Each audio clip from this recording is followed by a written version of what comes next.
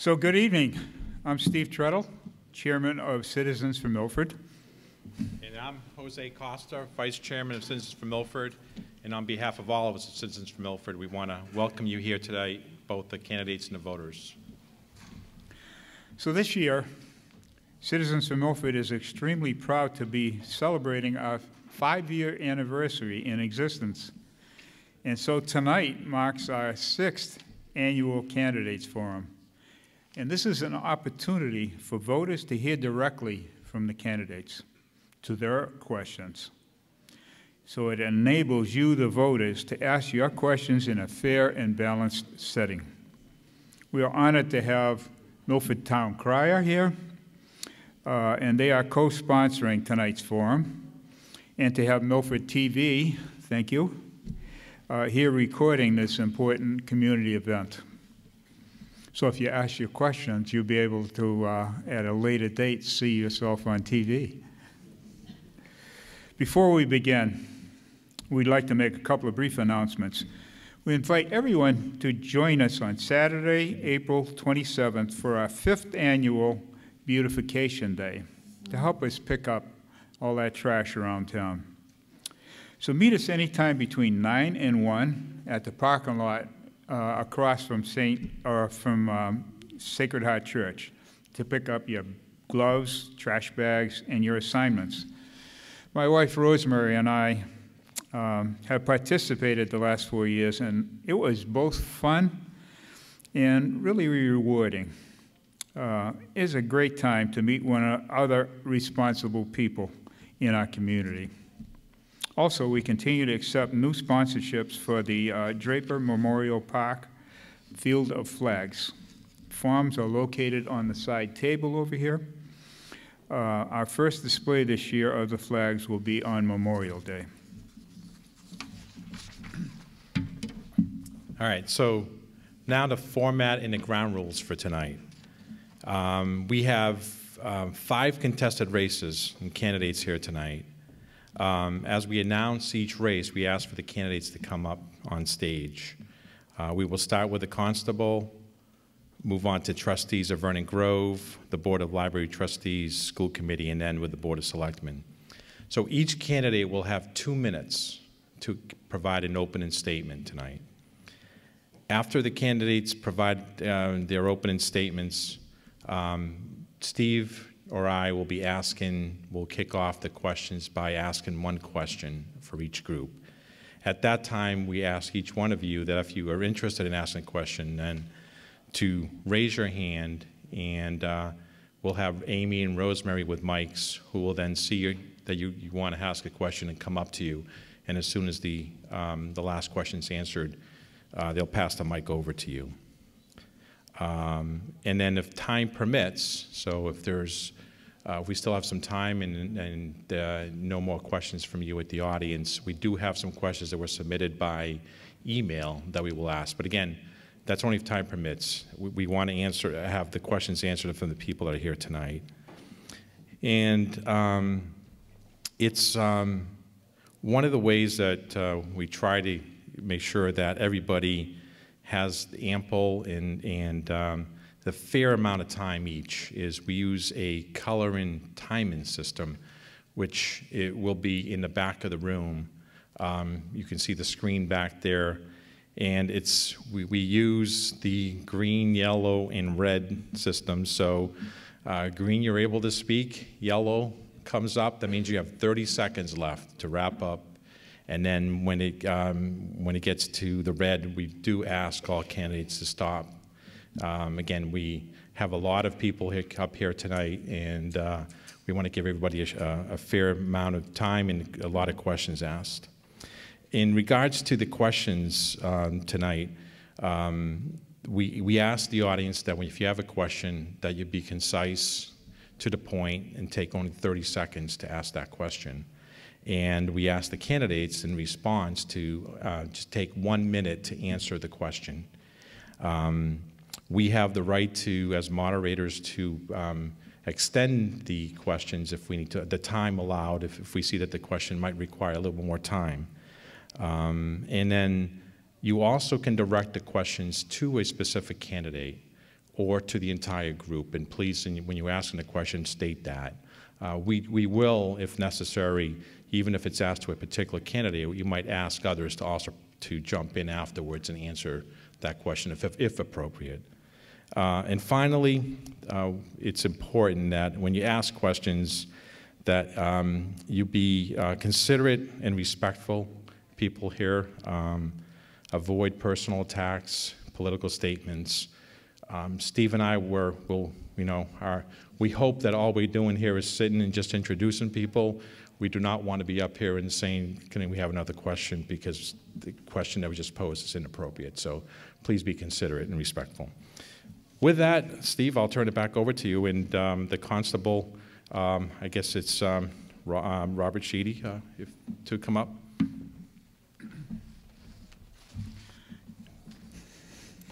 So for this position, there are 6 candidates for 5 positions. Unfortunately, a number of the incumbents for constable were unable to join us this weekend. So we have Robert here, who's got 2 minutes to make his opening statement. Hello, how you doing? My name is Rob Sheedy. I'd like to thank everybody for coming out tonight, meeting all the candidates. I'd like to thank the citizens of Milford for hosting us. I'm a lifelong resident of Milford, born and raised here. Currently, I have been working for Stop & Shop for the past 34 years as a produce manager in the Natick store. I have 2 sons. One is Robert John. He'll be up here tonight. You'll be meeting him later on. My other son, Matthew, he's graduated from Milford High and he's working full-time.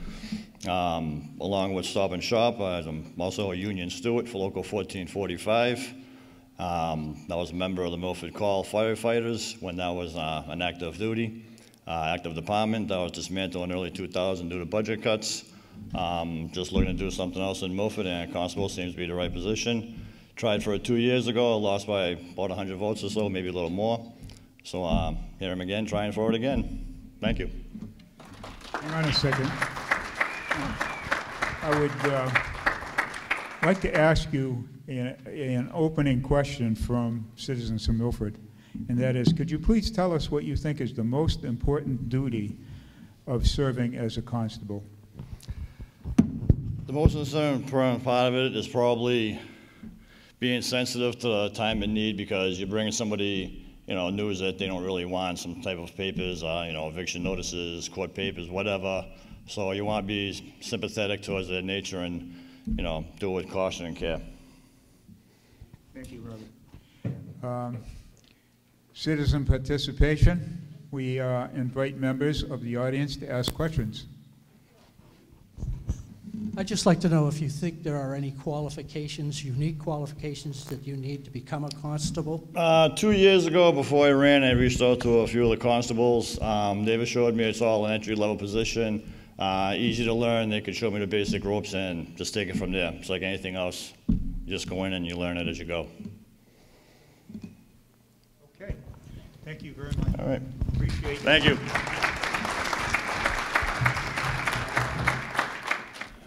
So we'll start with the left. Scott, you want to give your 2-minute opening statement? Make me nervous now. Get it over quick, Scott. Yes, I'll show I do. All right, I've been on Vernon Road for 9 years now.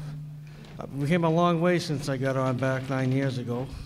Let's see, we got the guys full-time, year-round. They help out with the snow removal on the town. We got a brand new truck, 2 new lawnmowers.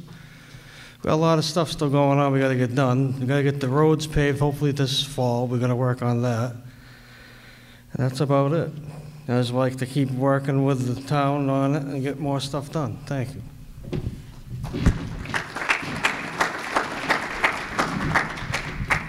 Hello, my name is Kristen Gardner. I have lived in Milford for 14 years, have a son in the Milford school system. I currently, and for the last 15 years, have worked for Knollwood Cemetery Corporation, which owns 2 cemeteries in Sharon and Canton. We do over 1,000 burials a year. I am running for this position this year because I feel that it needs a little updating, and I'm hoping with my experience and with my knowledge that I can help the community, maybe even create some events to pull the community together for those who have their loved ones that are buried there. I'm looking to create a website. I realized that there was no access to information when I went and did some research, and I think that especially nowadays with everybody looking for genealogy, ancestry, you need to have that stuff readily available for anybody at any time. I realize that the bylaws are really outdated. They haven't been done since 1939.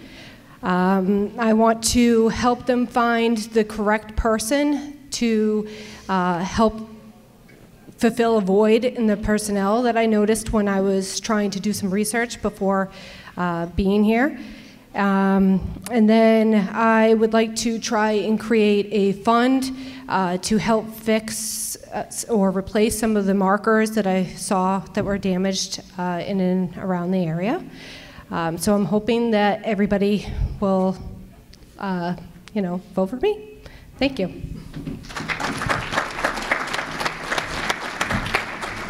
All right, well, thank you both. And so if people have questions, please begin to raise your hand. I'll be asking the first question here.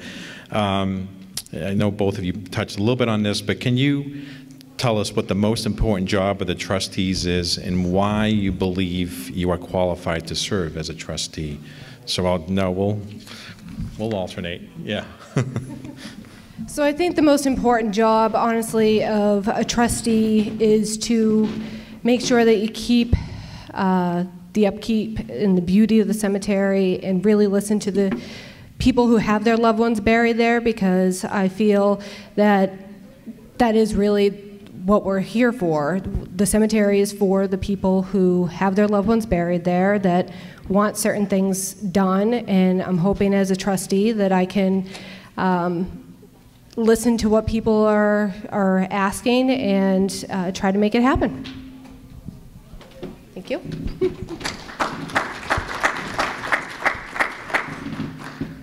The people that are buried need a voice, and the trustees are the voice of the people that are buried there. You got to make sure everything's upkeep and make sure it works good for the people that are buried there, because the family members come in, they see something not right, they're going to bitch. I know.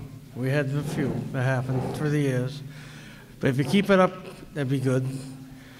And you got to make sure you have the tools to make sure the place looks good and everything too. That's another thing. That's about it.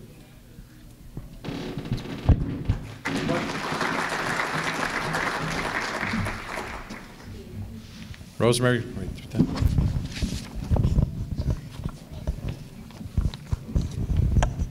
Hello.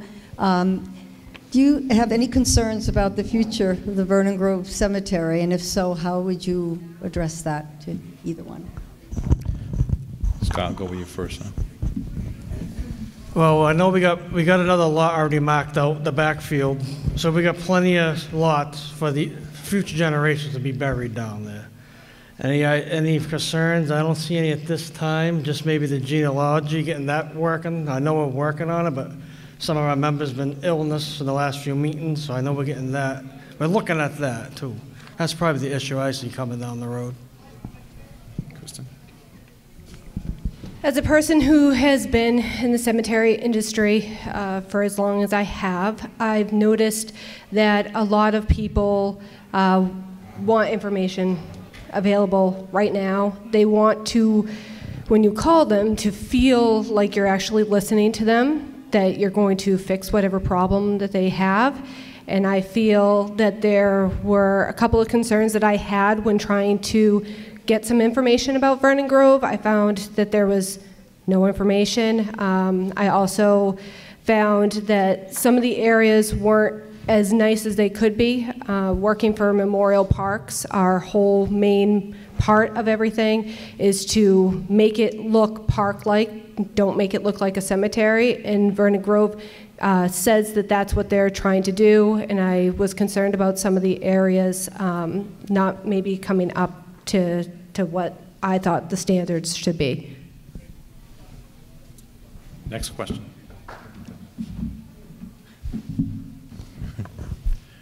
I'm curious as to how is Vernon What is the funding source, and do you see any risks to it being funded properly? Hold on, Scott. Yep. Chris. I'm kind of questioning how it's funded, and if there's any risk to the state of its funding. And you want to make sure it's a nice place, its upkeep is great. Is there enough revenue and enough funding in the future to make sure that that happens? Honestly, without actually working there and being a trustee, I honestly don't know how much funding is going into it. I am assuming that us taxpayers are actually having some type of money go into a fund to help. I know that cemeteries can raise money sometimes to do things. We can hold events and even have the community, like the Boy Scouts, the Girl Scouts, even maybe do senior projects where they come in, you know, they work for us and they get credit for that. And hopefully Scott can give us some more information. I know we do get the little budget from the town, but we do have two trusts. We got the Avis Pond Trust, and I can't get the other one off my head. We got the other one. We can take money out of that for beautification only down there. That's what, we have taken stuff out in the past for that. So we do have money if we need it. And the selectman just has to okay it. All right, well, thank you both for coming tonight. Thank you. So the next group to come up, we'll ask to come up, is Library Board of Trustees. Yeah, I know, you can stay right there.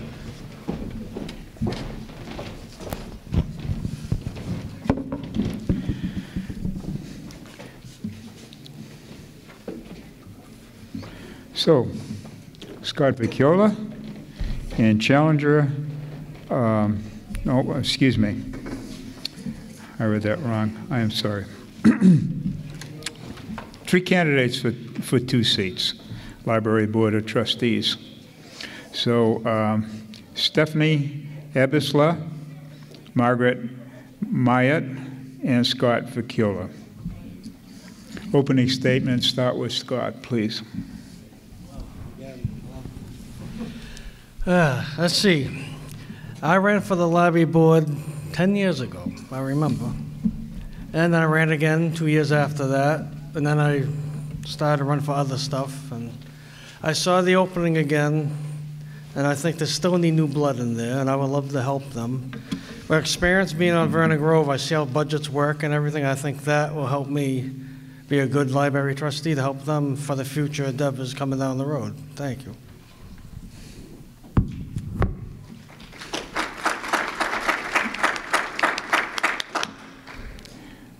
Stephanie? Hi. Am I turned on? Oh, okay. Hi, my name is Stephanie Abisla.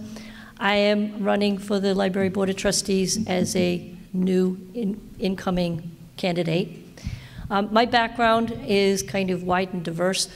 Currently, I'm in education right now. I'm teaching, God bless me, middle school.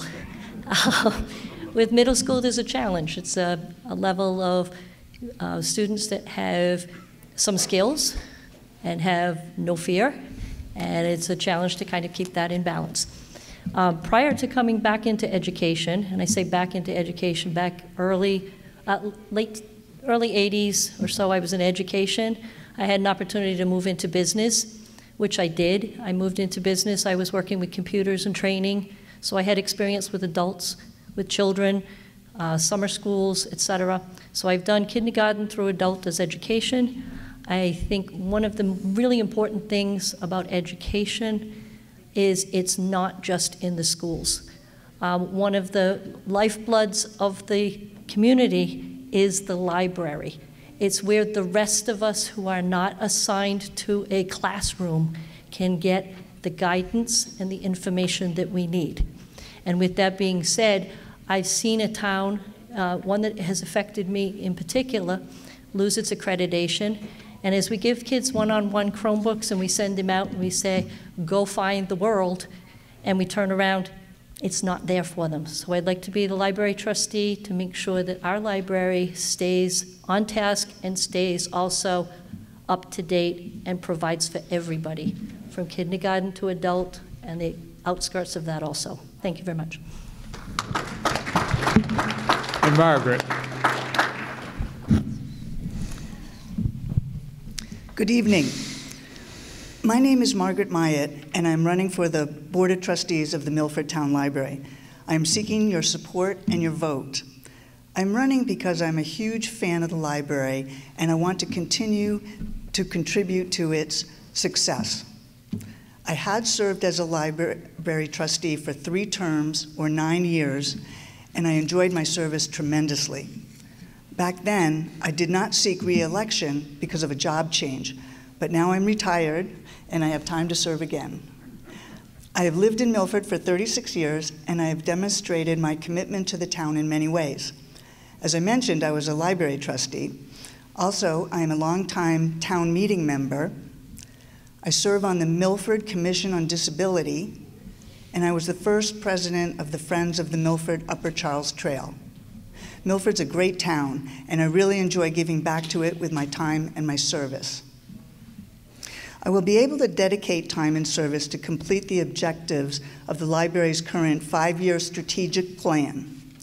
And I will always advocate for library resources at the local, state, and national levels. I'm an avid public library supporter, and I look forward to serving as a trustee again.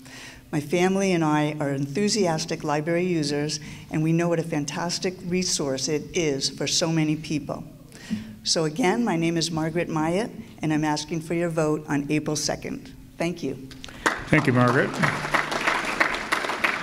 So, for the opening question, I'm going to start with Margaret. What are the most critical issues facing our library that the library trustees must address in the next 3 years? What are the most important issues that will face the library in the next 3 years? First and foremost, every year, I think the most important thing is the budget and meeting the certification requirements of the state of Massachusetts. They have a municipal allocation requirement that must be met every year, and if that slips away, you lose the certification that Stephanie was mentioning, and you start becoming an island of your own resources. You would not be able to share with other libraries in the state. You would be cut off from all of those interlibrary loans, the databases, the electronic books that are available online. So the budget, while not the sexiest thing to work on, is the most important. I think a couple of other things to mention would be developing the collection of the library, maintaining and building archives, and public safety. Thank you. Thank you, Margaret. Stephanie.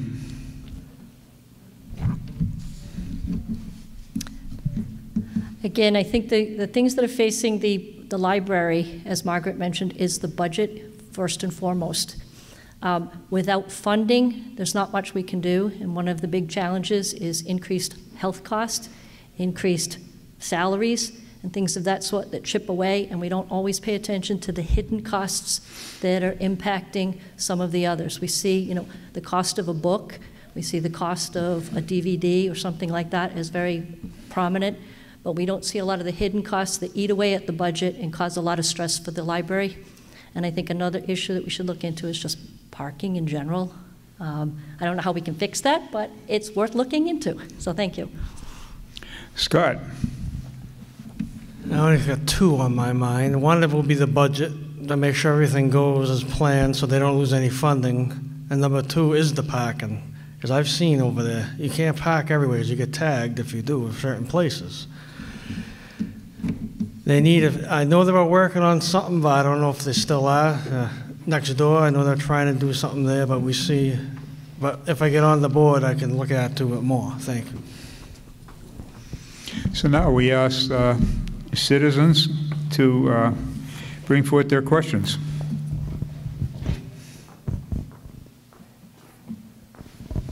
Back. Rosemary, back. Oh. Did you have somebody up front? Back here. way back.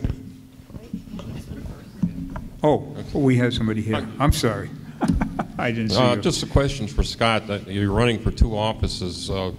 Should you win both, and this could happen, how will you balance your activities, or will you decline one office, or how? What's your thoughts on that? Actually, I got the time to do both because I work during the day, so I can be around at nighttime, and I can do both. I've done it before because I was a constable before too. I could do both then. I believe I can do both. I got the energy and time to do both jobs. Margaret?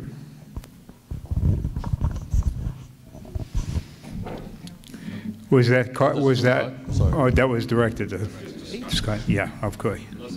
Okay. So other questions in the back here? Do we have one? Yes, I'm curious about Rosemary, back here. Thank you. Can you raise your hand so she can see you? He's got it.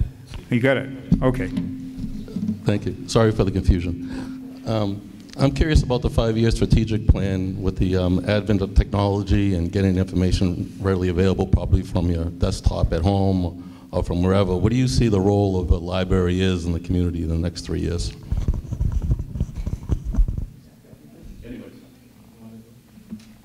Okay, so I just want to make sure that I'm clear on the question that you're asking with online resources and accessing the library at home. What's the role of the library in the next 3 years? Yeah, because I'm old school. I used to go to the library, get a book, get my computer, and all that stuff, but now it's so much easier. Information, you don't need, I don't think access to the library for information as prevalent as it was before, so what is the role of the next 3 years? Okay. Well, I actually think that technology today has made the library so much more robust, and the physical building and what it's offering in its programs are able to take off with online resources, bringing the kids in, movies, databases that you can only use inside the library. But at the same time, I put all my books on hold from home and download books constantly. And a real good example of the blend between outreach and inside the building are the programs like a homebound delivery for homebound people can get library books in addition to their online services. So I think the library is becoming a more important place for the entire community. And I think another part about the library is we say it's all online, and so you can do it from home. What do our communities do if you have no internet access at home? You get sent to the library. So the library provides a support system for the rest of us that can't afford to bring it to our own homes. And without a library, without that resource, I've gone online and I can learn languages. I can't afford a Rosetta Stone in every language I want to learn, but the library gives me access to whichever ones I want, when I want it. And so the plan of keeping the library going forward and keeping it up to date is really important. Scott? Yeah, fortunately, that's the way it's going. In the 21st century, everything's going to be on the internet. I'm still old school. I remember going to the original library in the Memorial Hall way, way back, a long time ago. That was fun. I'd rather go and read a book instead of, you can do anything online, but I'd rather do the old way still. If that's the way it's going. Thank you. Okay, question over here.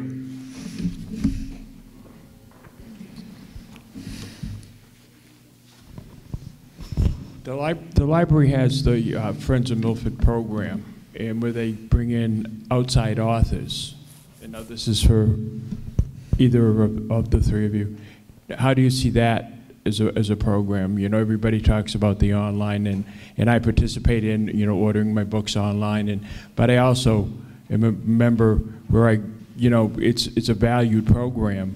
Do you see that continuing 2 years, 3 years down, where you bring in outside authors and outside activities? I mean, that's a value to the community. I would say any resource that the library can bring for us, bringing us authors, giving us insight into how things are written, other perspectives. The library is important to do that as well. The online is one piece of it, but we can't lose the personal touch. And to sum it up, I would basically say that the library is our bloodline. We focus a lot on heartbeat, we focus a lot on lungs and whatever, but the delivery system is the circulatory system, and that's why they call it a circulation desk. It keeps us going. Margaret? I like that analogy of the circulation system. That's good. I also want to bring up the importance of the Friends of the Milford Town Library. I think the budget has to be augmented by materials. That's what the state of Massachusetts requires. They don't want salaries to be paid to people that are supporting a library by a trust fund. That's not how Milford works. But so it's important for materials. And the programs primarily come in through the Milford Friends of the Library, and they are a fantastic group, and they have pretty much monthly programs. And I encourage everybody to join that organization. It's only $10 a month, and they bring in the programs. Scott? Yeah, they do a lot of good work, the Friends of the Library. And I believe they pay it all on their own, too, with fundraisers. Yeah. They do a lot of good work. I saw a few shows over there. They do a very good work. It's good to have them. A lot of towns don't have that. We're lucky ones. We got a jewel over there. Other questions? Over here. Hi, my question is for Scott as well. Earlier, Tom asked you, Scott, about how you would do two jobs at once if you got elected to both positions. You mentioned having been elected as constable and as another post several years ago. If I remember correctly, as constable, because at the time you didn't have your driver's license, you couldn't actually perform any of the duties of a constable, and you did not. It seems a little disingenuous to me. That you're touting experience as a constable when you really didn't do anything for the job. How would you respond to that? Because I couldn't do it. But I won the election, though. But I just couldn't do that. That's why I didn't do it anymore. I did run for it again because I was going to get my license, but I got a different job now. Things changed, and I moved on from that. That's in the past. I'm looking at the future, and I can do both this time around. It doesn't call for driving. Thank you. Other questions? We have a few minutes with a... Oh, over here. Sorry. Yes, question. Dr. Richard Howe, I was a former library trustee. There have been philosophy and some people out there that say, gee, with the area of the internet, that we don't need libraries and books anymore. What is your stand on that?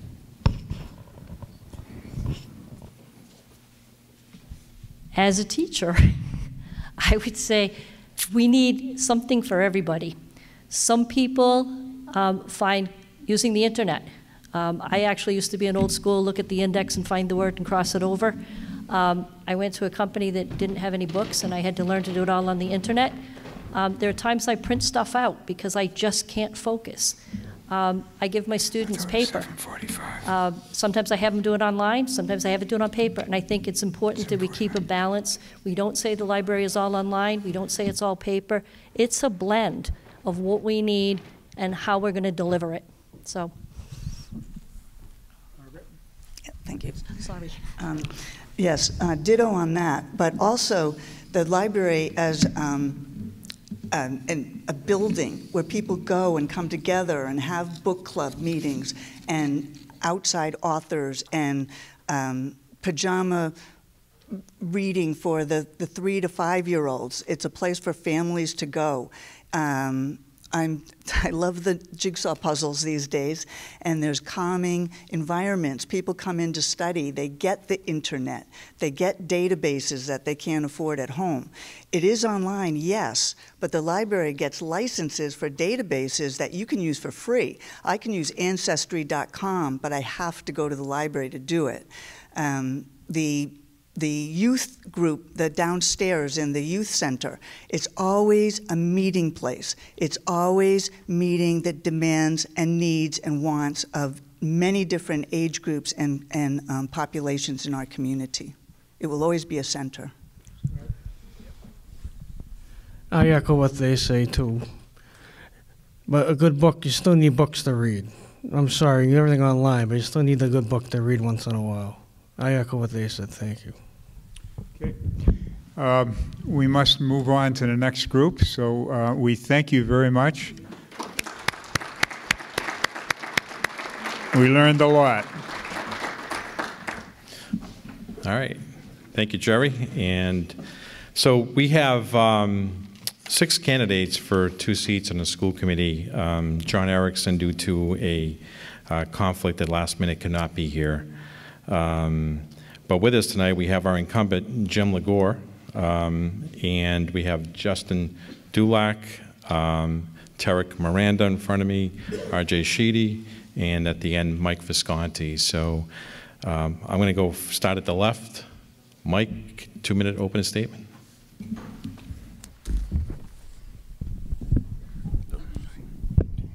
Thank you.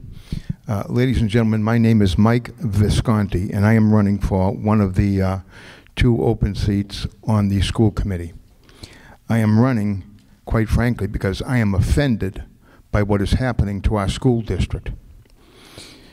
And every one of you and every voter out there and every taxpayer out there should be offended because they're shelling out millions of dollars every year and ending up with a third-rate school district. Everybody should be offended, and I want to try to fix that. We are being outperformed by every single surrounding district, and I mean every single one. Name one, pick one off the top of your head, and I'll tell you we are being outperformed by every single district. And that is not, by the way, that is not just my opinion. That is the opinion of 4 of the most well-respected school ranking organizations in the country. And I can name those if you like. Be very aware of and very suspect of the misinformation that is being disseminated by the current school committee to make themselves look good. Be very, very aware and question everything. Thank you. The Milford School District has deteriorated to a point where we are inches away from state intervention. That's right, state intervention. That's how bad off the school district is. We once had a school district that was performing at a level 1. We now have a level 3, inches away from state intervention. My experience, I have many, many years of experience in budget preparation and administration. I have prepared and administered numerous multi-million-dollar budgets for all kinds of organizations, including private industry, financial institutions, and municipal organizations. And keeping, okay, I will close. I have vast experience in setting policy and managing that policy. Now, I am a realist. I know I cannot fix this by myself. But with your help at the polls on April 2nd, that's right, we can start the process to repair the damage that's been done to our school district. Please consider voting for Mike Visconti. I appreciate it. Thank you. RJ. Hi, everybody. My name is R.J. Sheedy. I am a candidate for school committee. I'm running because I believe in our schools and in giving our students the schools they deserve. I want to work hard to ensure that every student in Milford has a better educational experience than the student before them. I first became interested in school committee 7 years ago as a student at MHS. In a video production class, my teacher asked if there was anyone who was interested in filming school committee meetings with our town's cable station. What was meant to be a course in television production ended up becoming my crash course on how this part of our town government works. I volunteered over 1.5 years of my time to film those meetings. I've been thinking a lot about those meetings in the last few weeks, reflecting on everything I learned about the committee's roles and responsibilities.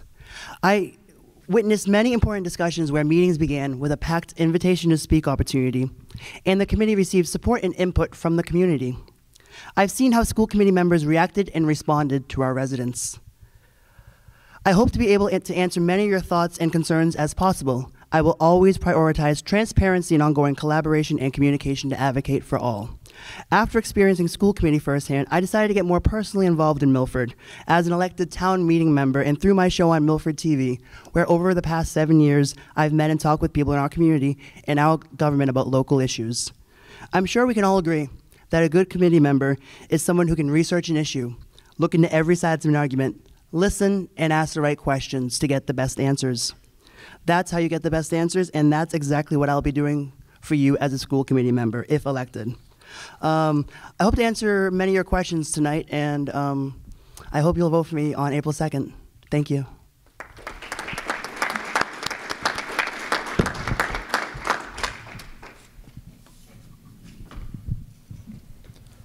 Good evening, everyone. My name is Tarek Miranda, and I'm running for a seat on the Milford School Committee. I'm running because I just want to give back to the town that's given me so much. I was a lifelong Milford resident, and I graduated in 2014 with RJ. Went on to college. Now I work for MIT. Mike Visconti says we're not doing so well, but we're doing well, and we can get better, and everything can get better.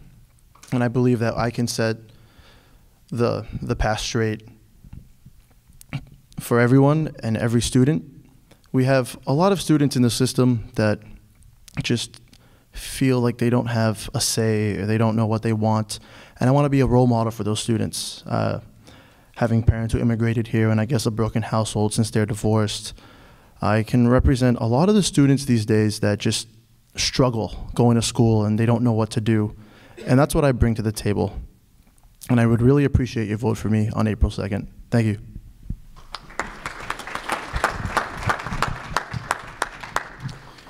Good evening, ladies and gentlemen. My name is Jim Legore. I am the incumbent running for re-election for school committee. I will say that it has been my pleasure to work with a talented, dedicated group of individuals over the last 3 years. I'm born and raised in Milford. I work in the area. I currently work for Dell EMC. I am a global program manager. So I manage a sales enablement program that spans the world, responsible for over $5.5 billion in revenue. But I started my career, or my want and desire, to give back to Milford on the personnel board 10 years ago. I work with some very talented folks on that board: Warren Hella, Phyllis Ahern. I was on the board for over 10 years, and I was also chair for 6 years. My experience on school committee over the last 3 years has allowed me the privilege of working on 6 subcommittees. I've also worked collaboratively with administration, working with the superintendent, the assistant superintendent, the business manager, in order to help shape policy, budget, and implement those changes for our district. I also have 2 children in the district. I have an 8th grader, and I have a son who's graduating high school this year. I'm proud to say that my son, who has gone through all 12 years in Milford Public, is graduating with a 3.6 average and will be attending a very competitive college and got into all 5 colleges that he applied for, and will also be playing D2 athletics. That's a testament to what I feel that we can do for the district, are doing for the district, and will continue to do for the district. And I ask for your vote on April 2nd.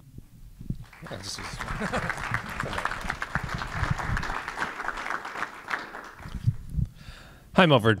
My name is Justin Dulac, and I'm a candidate for school committee this spring. Quite simply, I'm running because I can hit the ground running. I'm unique in this race in that I'm the only person running who has made a career in education.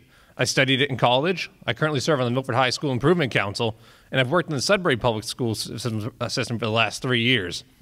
It would be an honor to use all the lessons I've learned through these experiences to improve the very schools that made me. I'm a born and raised Milfordian, and I'm dedicated to giving back to the town I've always called home. Innumerable are my memories of spending half days at Johnny Jack's and TJ Collectibles, of playing the stock market game in Mr. Grillo's economics class, of the pride I felt when I put on my scarlet MHS singlet to win another match for Coach Basha. My wife and I moved around a bit after college, but when the time came for us to buy a home and set down roots someplace, my heart would accept no substitute. I want our future children to know the same diversity of ideas and experiences that is so foundational and fundamental to being a Milfordian. All of this, my background as a longstanding member of the town and as a student of education, has allowed me the insight to identify 3 main goals for the school committee moving forward. First and foremost, we must always maintain the pursuit of educational equity as our district's guiding vision. This means providing an education tailored as much as possible to the unique needs of each and every student. More concretely, we must begin in earnest the process of renovating and reconstructing both MHS and Stacy Middle School. I've reviewed the district's long-term facilities plan, and while impressive in its scope and vision, it represents only the first step towards modernizing our schools. Last, but by no means least, we must look into adjusting the start times for both MHS and Stacy Middle School. Multiple public health organizations have declared that early start times, such as those employed by the Milford Public Schools, are harmful to our older students' health. And that means this is a topic we need to begin addressing immediately.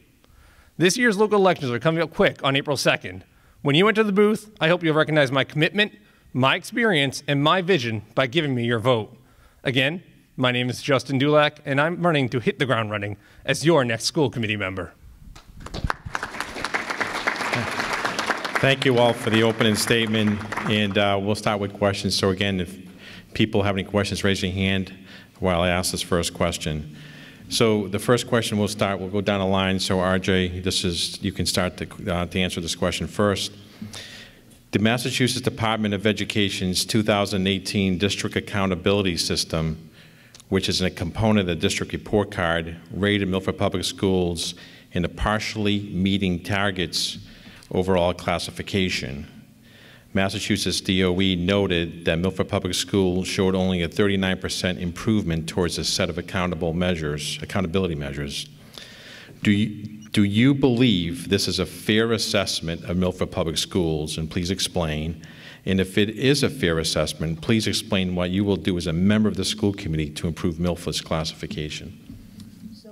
First and foremost, I think it is a fair classification. That's a rating that came from the state, and I really don't want to argue with state numbers. How can we do better? I think there's many things that we can do better.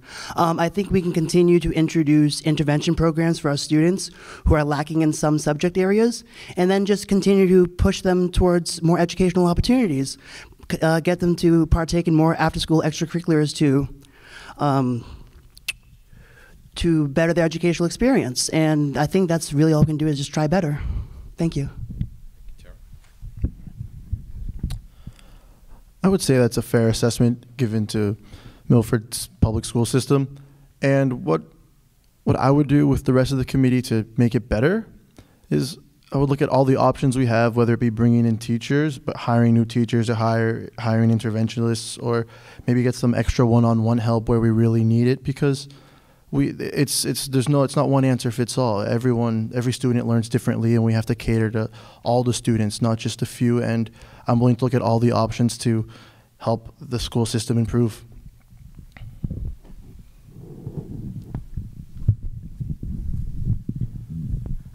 So given some of my experience with state data, I'm going to say that that's not entirely accurate. However, what I will say is that we do have an over 49% high needs population in our district, which requires us to impart programs such as math interventionalists, English interventionalists, MCAS specialists in order to help us improve the educational outcome moving forward. I'll also say that there is a definitive line between our top performing students and our students that fall below a 2.5 GPA. And for the students on the lower end of the spectrum, we are looking for alternate programming to help improve, I know Kevin's in the room, but I'm going to say post-secondary outcome anyway, which is life after high school. We are working on co-op programs with area companies, internships, job share programs, in order to help prepare that student for life after high school should they not go the collegiate route. If they are on a college path, we offer 19 AP courses and significant educational opportunities to propel your child into some of the most competitive colleges in the country. So I think regardless of whether you agree with the rating of the system or not, it's important to recognize that the Milford schools are assessing the issues that are confronting them and improving them. One of my favorite things that I've heard recently as a member of the School Improvement Council is that we're actively trying to reach out to our ESL students by hiring based upon their needs. One of the great things we've done is we've gone out and we've hired a trilingual counselor, somebody who can speak English, Spanish, and Portuguese, I believe, to really reach out to that community and make sure that we're educating the whole student. And along that same idea, even at lower levels, we're increasing social emotional learning. We're having teachers take more professional development. So I think as we move forward, if we continue to invest in those ways and target all of our student population and invest in the entire student, we're going to see all of our scores come up at on state exams, as well as on the variety of different assessments that kids take within the course of a school year. Unfortunately, those sad statistics coincide precisely with the conclusions reached by the 4 independent organizations I mentioned earlier. We cannot keep using the excuse about English learning students coming into the system. We used that excuse several years ago. The Finance Committee gave the school committee hundreds of thousands of dollars because that's what they said they needed to solve the problem. They got their money. We don't know what they spent it on, but we still have the problem. I'll give you another example. Let's look at Lexington High School, okay? Lexington has the second highest percentage of incoming English learners in the state, the second highest percentage, yet year after year, ranked in the top 5 schools in the state. If they can do it, we can do it. Why can we not do it? Poor management. We need a change. We need to change. We need to change. We need to move ahead, and the only way we're going to move ahead is to change. I can make those changes. I can start to make those changes. Thank you.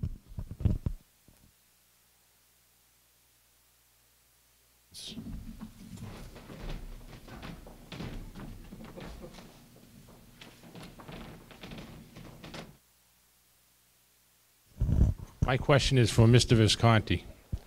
As you know, I spent 9 years in the Milford School Committee and 2 years as chairman. You just made a statement about the town of Lexington. Do you know what the immigrant population that is moving into that community is versus what is in our community? And you don't have to answer that tonight, but I think you ought to go and research it. But what I want to say to you, and I'm going to ask you a question. The other day I was in Stacy Middle School, and I toured that entire school. I was there 2 hours. And I was absolutely amazed at the learning that was going on in those classrooms and the diversity that was going on in those classrooms. And was it different than when my 35-year-old and 30-year-old son were in the classroom at Stacy Middle School? Yes. And everybody in this community has heard me for the longest time say, if you criticize the Milford Public Schools, you've never been in the Milford Public Schools. I publicly went on record at a school committee meeting and said, I really don't care about MCAST. I care about the kid that comes to school that doesn't want to go through the front door. I care about the kid that comes from a broken home. I care from the kid that has nothing to eat, and I want to get him to something to eat. And then through that whole process, I want to try and educate them. I want to try and educate them. Jim made a valid point, and I'm not on the school committee anymore, but I go every year to senior night because I want to see where the kids are going. We had a young gentleman that came into Milford Public Schools in first grade as an ELL student and went to Princeton. Mike, you need to ask a question. Yeah, Sorry. I'm getting to it. So what I'm saying to you, Mike, is you criticize. Can you tell me anything good that's going on in the schools? Because I can. Thank you. With all due respect, Mr. Walsh, that's a pretty bold statement coming from somebody who for 9 years contributed to orchestrating the decline of our school district. Let's look at another example. Wayland, every year they are required to take in a large percentage of inner city kids. Now these kids, they'd rather be out boosting stereos from your Camry than studying in school. Their only interest in math is counting the notches on their gun. Yet year after year, Wayland ranked in the top 5 schools in the state. How can you compare that to Milford and use the excuse about ELLs coming into the district? Unfair. Let's stop using that excuse and get things done. Thank you. Mike, but does anybody else up here like to provide any comments on that. Go ahead, Jim. So I'm going to pivot back to what I had said before. I don't think it's fair to compare Milford to Lexington in any stretch of the imagination on this planet. So Mike talked about an immigration population moving into Lexington. Lexington does, in fact, have a high immigration population. However, the demographic associated with Lexington and Milford are vastly different. The cost per student associated with Lexington and Milford are vastly different, and the programs for student success associated with Lexington and Milford are vastly different. Milford, again, is taking opportunities to put together post-secondary programs at the high school level for kids that cannot afford or cannot achieve college education. Those programs do include, again, job share programs, alternate curriculum such as hotel and restaurant management, automotive, IT tech, manufacturing, implementing programs such as the MACWIC, which gives kids that are not going to college an actual applicable manufacturing skill set that will allow them to earn a decent wage when they graduate so they don't have to work in retail. We want to see less kids going from high school to Target than to an organization like Dell EMC or Waters. I'll leave you with this last statistic. BVT turned out 17% of their kids went into the workforce last year. Milford had 27% of their kids that went into the workforce. BVT's kids had a technical background and education to support them, which implemented their wage. Milford's did not. We left a lot of our kids going into a service level opportunity, and we're making and taking opportunities to change that moving forward. Comparing us to the towns around us is... We need to move. I'm sorry. Yeah. Thank you. Very quick, Mike. Yeah, we can compare ourselves to other towns. First of all, Milford's cost per student way above the state average. We pay more per student than most of the towns in the state. Our high school. Hold on, Jim. Hold on, Jim. Hold on. Like it's straight. Jim, hold on. Go ahead, Mike. Our student-teacher ratio way below the state average. Way below the state average. We have more teachers than we need. Way below the state average. Yet we can't cut the mustard. Don't tell me about all these programs you're adding. Tell me about the end result. The proof is in the pudding, and Mike, right now the pudding is a disaster. You said it was going to be quick. So, and I am going to allow Jim to make a response to that. Since you don't want it, okay. Next question then. Go ahead. So the school committee is just in charge of three: the budget, policy making, and hiring and firing of the superintendent, and that's it. So specifically, pick one of them and tell us specifically which one of those three is most important to you and how you improve the school district to get to I'll call Holliston, forget Lexington or Wellesley, but you know, just pick one and tell us what you're going to do with those three. Tarek.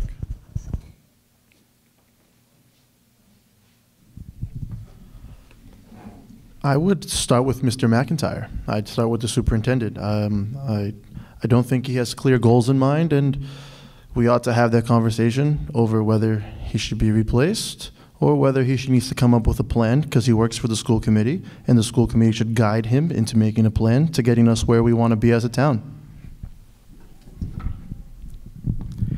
I think budget is the largest component in that, to answer your question. So we have a collaborative effort with the FinCom. We work very closely with Capital. We work very closely with Budget Subcommittee. And we are actually very articulate at going line by line through the budget, identifying where there is value add and where there is not. Looking for ways to thoughtfully add value to the district through additional programming, through interventionalists, through coaches, are all ways that we're proactively adding value to the district to increase student accountability and faculty accountability. So to answer your question, I think budget actually is our most, I think, focused area in which we spend probably 80% of our dialogue. Well, I would tend to agree that budget and policy are probably the two most important functions of the school committee. I think it's important to recognize that there's also the unofficial responsibility of being an outreach organization. We're here to represent the families and students of the Milford Public School System. I've mentioned a lot of different initiatives that I want to lead as a school committee member. Each and every one of them would involve reaching out to the community, getting parental input, getting teacher input. Whether you're talking about rebuilding the Milford High School, or when you're thinking about that, you're going to want to get teacher input on, because the classrooms are changing. The rows of desks and chairs that you and I knew growing up are going away, and we're getting more alternative seating arrangements in classrooms to reflect the needs of modern students. So you want to make sure you're reaching out to teachers and having them involved in the process of constructing the new high school. If you want to talk about school start times, that's another issue where you have to be active in the community, reaching out to people each and every time you want to have a discussion about it, because you're going to need to be thinking about students' extracurricular activities, their work schedules. You're going to need to be working with the teachers union, and that's stuff that I have experience with from my time in Sudbury. Cut off there, but Mike. Certainly budget, of course, but let's look at the budget. For the last 10 years, the school department budget has increased many times the inflation rate. There should be no lacking of funds to get the job done. Hiring and firing, without mentioning any names, if this was a private business, private industry, there would be people on the street right now looking for work. They're not doing their job. They're not getting the job done. We need to get the job done. I would challenge the administration, get the job done. Don't tell me how you made the pudding. Show me the pudding, and show me the good pudding at the end of it. Thank you. Thanks, Dave, for your question. I think all aspects of the school committee role, setting the policies, setting the budget, and hiring and firing, I think those are all equally important. It's important that we find policies that work for all students and work great for the community, whether it's introducing an idea like a late bus program to our schools or making our schools more sustainable. Budget is clearly the biggest component of our district. We should always have a budget that is a reflection of our values, and we've done that, I think, for as long as I've been around in Milford, and I hope we continue to be able to do that. And hiring and firing, that's important. I really like Kevin a lot, Kevin McIntyre. I really do like him, and I hope we can keep him as long as we had Bob Tremblay. Thanks. Next question.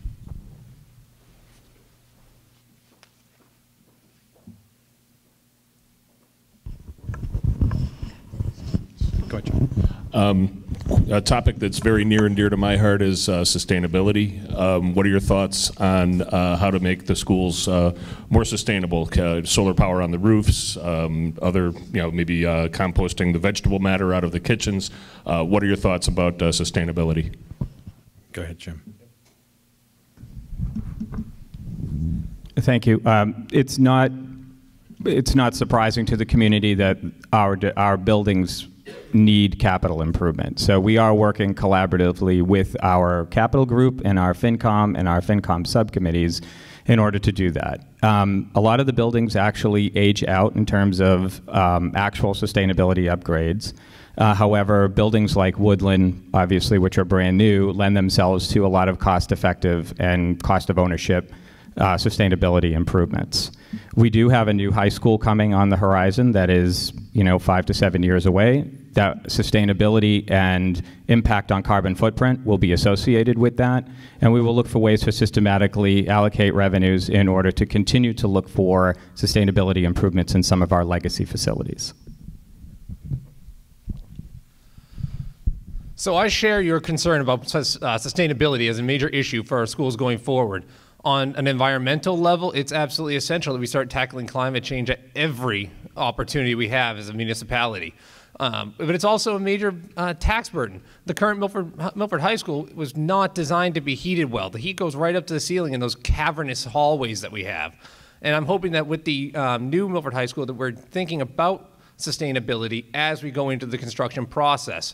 I know that if I'm elected to the school committee and I'm on the committee as we have those discussions, that's going to be a priority for me.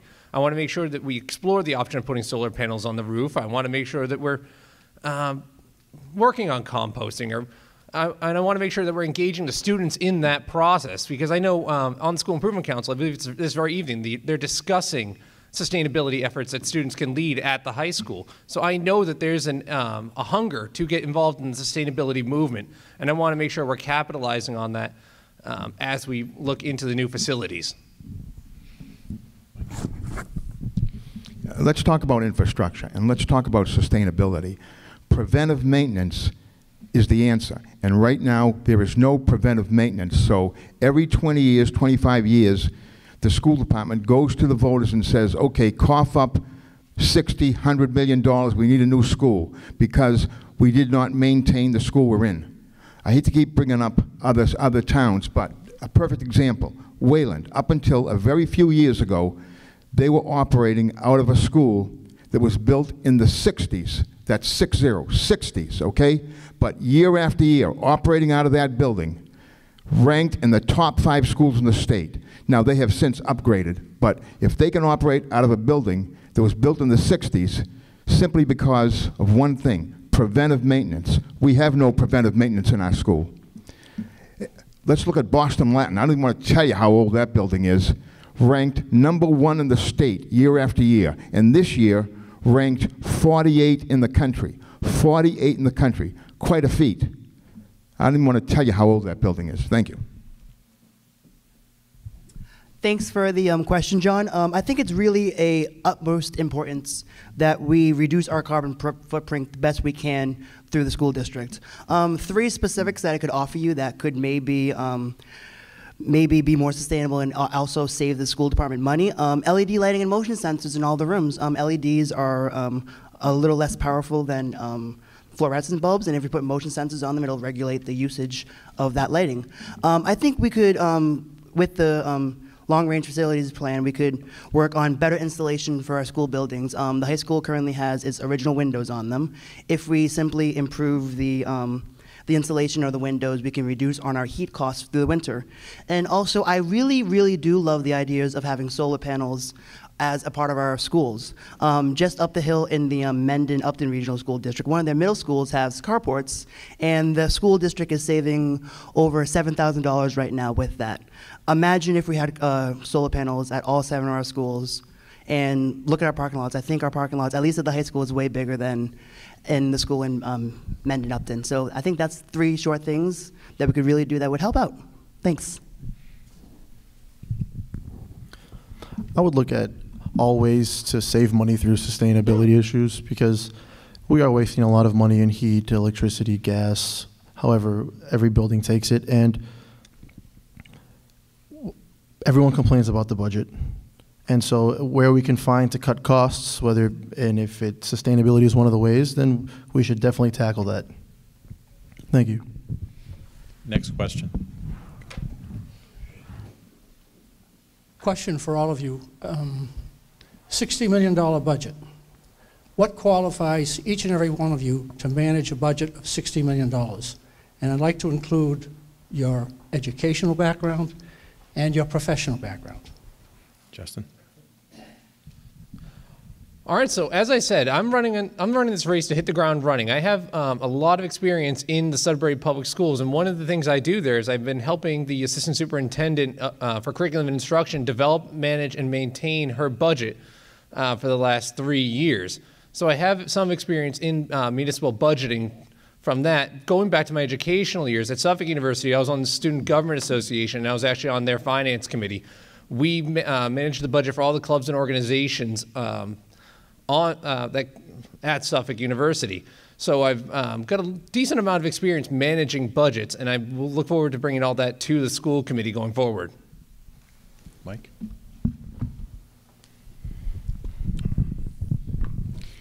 I believe that is clearly one of the things that distinguishes me, my qualifications, from all of the other candidates.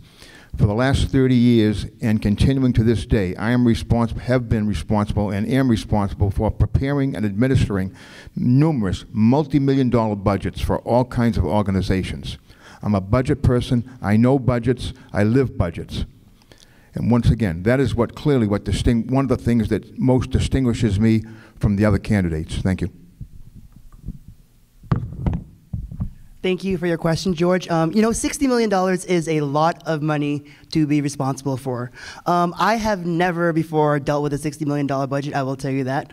I will tell you that with my television show, over the past few years, I've been lucky enough to have small local businesses like Milford National, Milford Hardwood Flooring, and other people sponsor my show, and I've been responsible for maybe like, $500, $600 at a time to spend responsibly on T-shirts and food for my crew and whatever have you. So, I have some experience spending money. I am also a consumer, so I like to spend money a lot of the times. But what I think is important to note is that it's not going to be me, it's not going to be Tarek, it's not going to be Jim alone in a room with Kevin deciding the budget one-on-one. It will always, and it will be always, a collaborative effort throughout the whole committee and the community to decide on how the school budget gets spent. That's a very good question. I graduated from Wentworth Institute of Technology with a major in computer engineering, and I minored in business management. Right now I work as a systems administrator at MIT Lincoln Labs, and I manage a $5.2 million IT budget throughout my division, and it's hard. And it's not easy. It's a lot of numbers, and this is going to be 12 times as much as I deal with now. And that's what it's just hard to do. It's hard to deal with. You don't know what to spend on. You don't know how much goes where, and it's just making hard decisions. Why should X get more than Y? It comes down to cooperating with a few other members and to get that done. Thank you. Thank you very much. As I mentioned in my opening statement, I work in a sales enablement program. So I've got over 20 years of professional experience. I've got an undergrad in business management. I've got over just about a decade and a half of supply chain experience and operational experience. I've also got a background in marketing, and currently I do manage a global program which spans $5.4 billion in revenue for the organization that I work for, and in addition to that, I also have PL line management. Next question.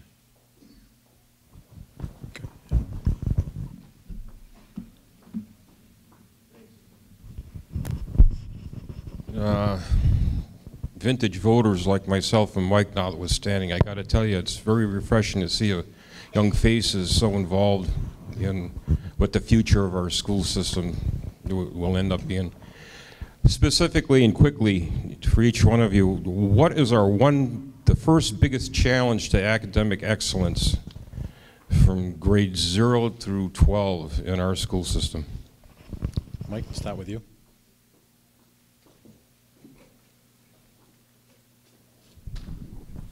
Well, I think what we need to do is we need to wean the students off of their home life. And by that I mean we need to make them as independent as possible in the school system.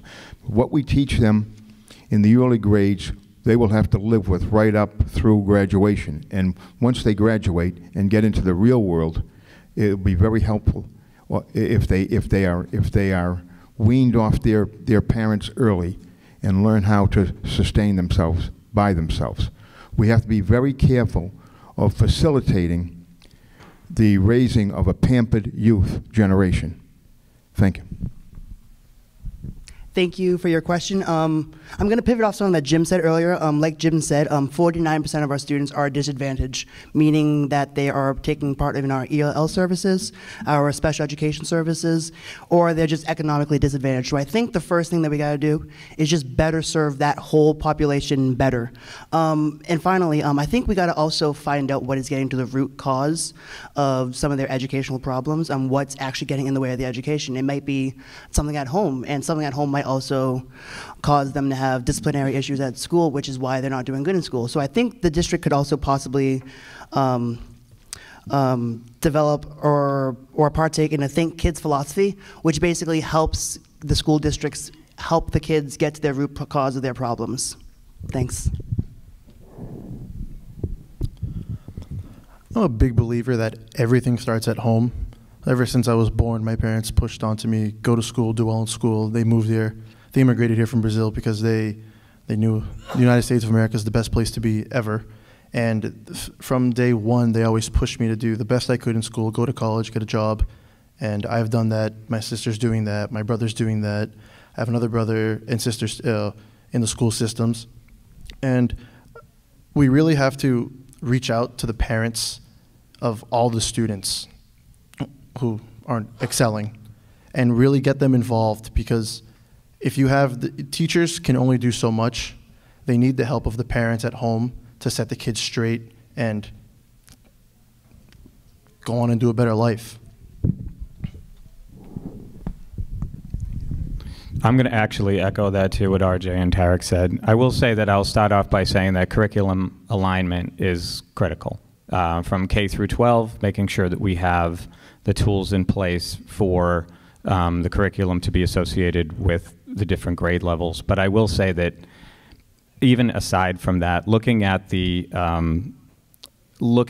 population of high needs in town, looking at what that subset requires, whether it's SEL, ELL, all falling into that high needs bucket, the home life is critical. And one of the things that we did this year was bring on a social worker to actually help get involved at the ground level. And we've actually advocated for another social worker this budget season. And I can't begin to tell you, seeing some of this myself, and I'll just digress quickly, but my oldest son had a very diverse group of friends, and those friends came from very different backgrounds. So seeing that with my own eyes, I think it all starts at home. So I believe it's absolutely essential that we deliver all students an equitable education. This means an experience that is tailored to their unique and individual needs as much as is possible within any given classroom or situation. Now, this takes on a variety of different forms, as you can imagine. It means building our facilities to be handicap accessible. I know that's one of the major challenges of the current Milford High School is that it's got an old elevator, it's creaky, some of the ramps are really steep. And I want to make sure that we are keeping subgroups like that in mind as we build out.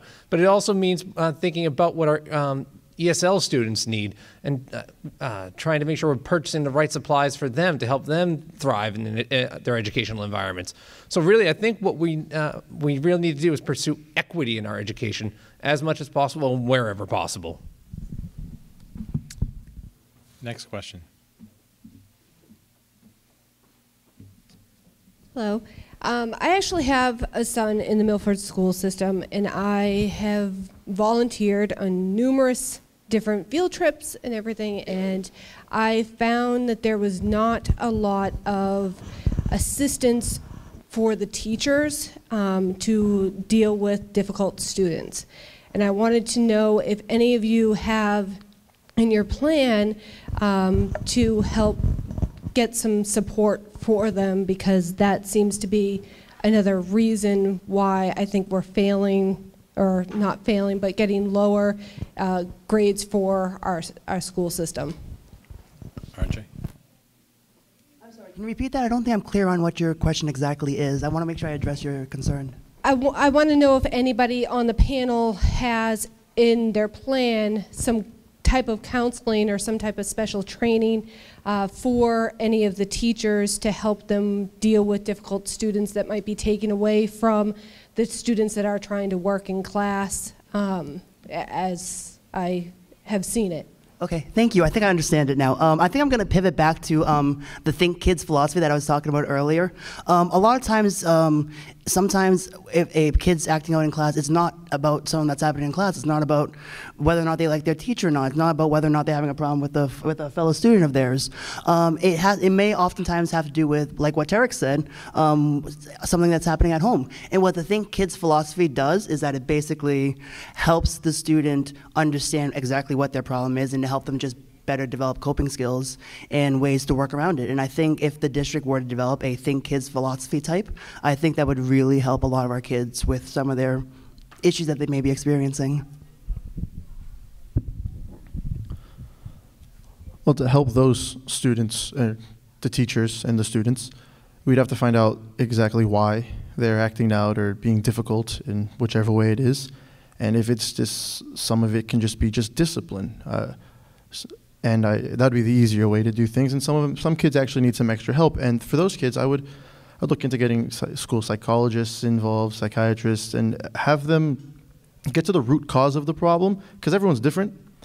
my problem's not your problem, and neither is Jim's, and so we have to take each student individually, and we can't hire one teacher per student to assist, so we have to write out a plan to help, so they can get the help individually, and we can be able to push it forward. I'm going to answer this in one or two ways. One, from a social emotional perspective, Lisa Kincaid has done an amazing job at communicating her message from the top down. Through the district, all of the facilities have had a social emotional component associated with them in learning root cause around why students are acting the way they do. I think I heard, that's the first part of it. I also think I heard it as a resource issue, and I also want you to know that the TA and BA roles are very revolving. You know, we lose a lot of resources from the TA and BA perspective as those folks move on to other districts. It is strictly a salary-based decision, and we have put an initiative in this year in order to help increase some of the funding around the TAs and BAs to trend off some of the attrition from that position. So that should give the educators throughout the district a little more resources to lean on in those environments. So for me, a lot of this comes down to professional development and collaboration time. I want to make sure that our teachers are receiving the training that they need to understand how to handle these situations, and they're continuing in that training because different methods and different and whatnot evolve over time. And I also want to make sure they have time to collaborate with each other so that they can discuss what sort of students are having certain issues, and they can work together to figure out what's going on with that student. As a school committee member, that's one thing I'm going to be very sensitive to. Additionally, I do want to echo a little bit what Jim's saying, but where I think we're making a lot of progress in the social emotional learning space. That's going to be absolutely essential in figuring out how to really educate the whole child. You want to make sure you're not just catering to their educational needs, but also their social needs. You're building them up and really figuring out what's going on in their minds and building that as well. Since the beginning of the time, going back to the days of the one-room schoolhouse, there's always been issues with some students who like to either act up or act out. And the way that has been handled in the past, is with disciplinary action. And I see no reason why that cannot continue to happen. Now, I know laws have changed and there are different restrictions on what can and cannot be done, but certainly there are things that can be done along the lines of discipline to help out the teachers with the I don't want to say problem students, but with the students who have a tendency to act up or act out. Thank you. I'm going to ask Beverly if you want to come up and ask a question from email. I didn't see other hands up. Oh, there is one at the back. Two. Okay. So hold off. I guess we have two people right now. So. If you had to face adversity and you had a 5% cut in your budget, where do you think that you would apply that cut? Would it be across the board or per specific areas of the school department? Tarek. I wouldn't want to cut anyone's budget. So how I would address that would be is we'd have to find a way to make it work, because cutting the budget would then hurt the students, and then we just have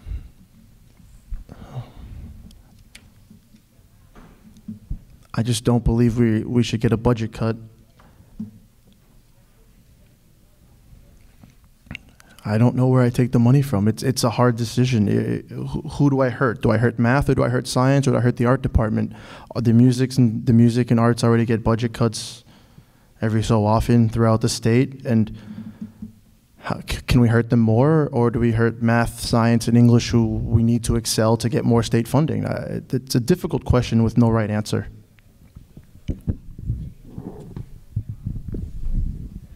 I'll echo what Tarek said. That's a very difficult decision, and obviously when you're going through budget analysis, you really hope that you don't have to go down that road. But if I were to answer that question and you had to cut from some area, I would suggest that we make it a needs-based analysis, and that's based on that would be based on trending, student population associated with particular programs, or enrichment exercises that we may or may not be able to get by with should we have to pull funding back in specific areas. I would suggest that we steer away from core fundamental areas like math, science, and English, and focus on some of the enrichment that exists, or potentially, dare I say, athletics for sports that may or may not have the population associated with them. So I'm actually a little bit fortunate in an unfortunate sort of way. My very first year in the Sudbury Public Schools, we actually did encounter a budget shortfall, and I had to help the school committee and the superintendent work their way through that process. I remember one of the first things that the superintendent wanted to cut in that situation was a elementary strings program, and we found out very quickly that that wasn't a very popular solution. So we had to go back, look at the numbers, and find other areas where we could make cuts. And one of the things that I'm going to do in such a situation, if I'm on school committee myself, is make sure we are getting a lot of community input on what programs we should save and what areas we should cut from. And I also want to make sure we're making data-driven decisions. One thing we did during that process was we went through and we analyzed how many kids are in the strings program, how many kids were in it the last few years, what do we project going forward. If we're in that situation here in Milford, I would want to also make that a priority, is that we're looking into participation rates and looking into what students are currently benefiting from. So really, if you want to have an idea about where I'd be taking a budget cut situation, it'd be with community impact, community input, and data-driven decisions. Mike? Here's how it's done. You first determine what line items in the budget you absolutely cannot cut, and I believe those are academics. Academics are the main reason we go to school. Everything else, extracurriculars, everything else is good. We need those, but the main reason we go to school is academics. So you cannot cut any of the academics. Reading, writing, math, sciences. Now when I say writing, I know that technology has pretty much taken over, and the keyboard is how we write now. I'm not talking about actually writing out longhand with a pen. I'm talking about writing, whether it be with a keyboard or with a pen. By writing, I mean, sentence structure, paragraph formation, the thought process in the writing. That's what writing is all about. It won't be long. It won't be long before some of us seniors can use cursive as a secret code. So we cannot, then what we do is we go down the other line items, we say, we take a little bit out of each line item to fund, to make up for the budget deficit. It's a very simple thing to do. It's tedious, but very logical, detailed, and I don't want to say simple, but yes, simple to do. But we cannot in any way, shape, or form cut academics. Thank you. Thank you for your question. To pivot off almost what everybody said up here, I really don't want to cut anything. I really don't want to. The school's already doing so much with everything that it has, and I don't want to go down that road. If we were to get to that point, unfortunately, I would hopefully always advocate for additional grant money and aid money from state and federal officials. I know our state government is currently looking at updating a few of the funding formulas, Chapter 70. They came really close to passing an update last time around, and hopefully it works out this time. And additionally, if we were to fall into a situation like that, I would always work together with our community and our committee to find the right answer to that problem. Thanks. So I'm going to ask Beverly to ask one of the questions from the internet, and then we'll go to the question after. Okay. Over the last several months, many people in our community have received advisory emails reporting the results in the Milford School District of the 2018 MCAS Math, English, and Science performance. In all these areas, the performance declined or fell below the 2018 target. My concern is why the school committee did not respond to these emails publicly or publish a plan to address these deficiencies. And if you are currently not on the school committee, how would you have handled those emails? And Jim, perhaps you can address the current school committee. Jim, you're first. So. There you go. That's perfect. I will say that, so the MCAS scores associated with the rankings, again, are, I'm going to go back to my high needs comment that I made earlier. Again, when we look at our student population and we look at students that are performing at a 3.0 and above, we look at the MCAS scores associated with them. We have a very different demographic in town. We have a very different demographic throughout the school system. The advisories that came out did very diligent responses to studies done by the DSE and et cetera. However, I think if someone looks at it objectively from the outside, when we have ELL students coming in from different populations, different areas in the world, coming into 10th grade with a 3rd grade education and asked to take a standardized test within Massachusetts, you can expect that the results are not going to be very successful. Any student that has come in and gone through our ELL immersion program and gone into general education has tested significantly well on MCAS. However, when you look at the demographic differences and kids coming from variable backgrounds and the effects of generational poverty on educational outcomes, I think you can see, and unfortunately the advisories didn't cover this, the effects of generational poverty on educational success.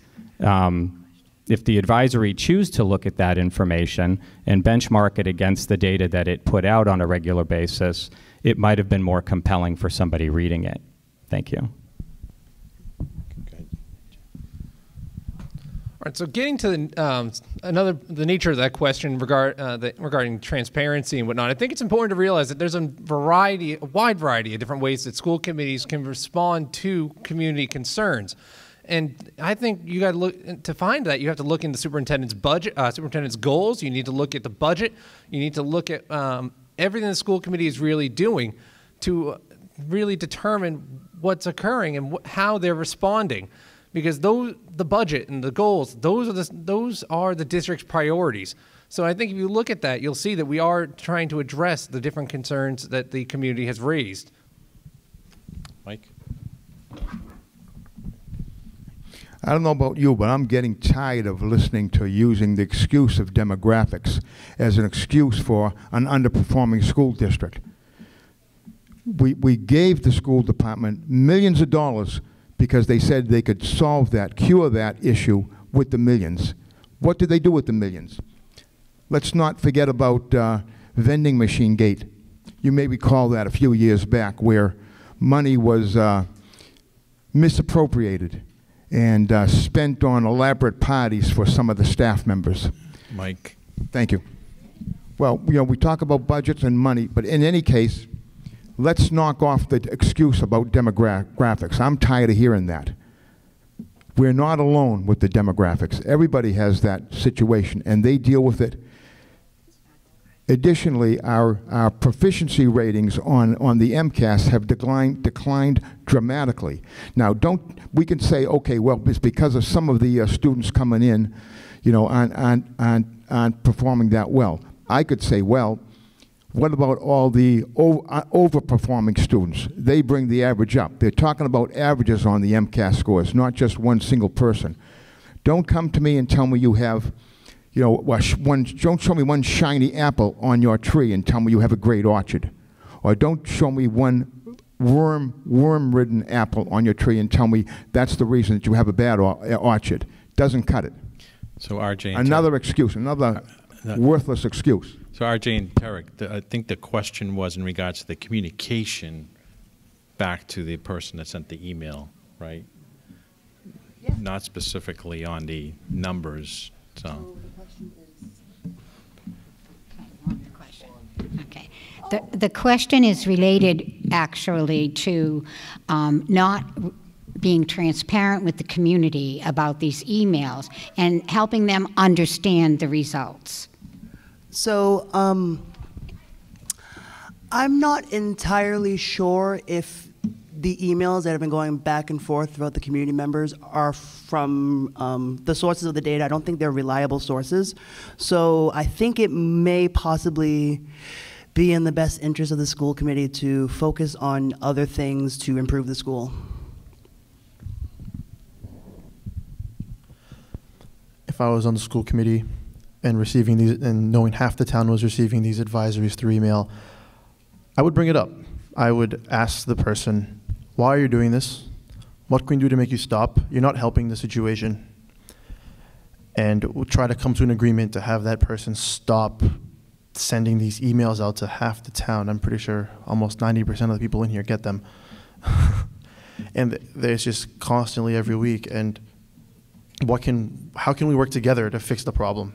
That's what I would do. I would address it privately, and then I would then address it publicly if it didn't stop. All right, so we have time for just 2 more questions. So I know we have one right now in the back. Good evening. I'd love to hear from each of you. What do you believe is the most important measure of success for a Milford student? Justin.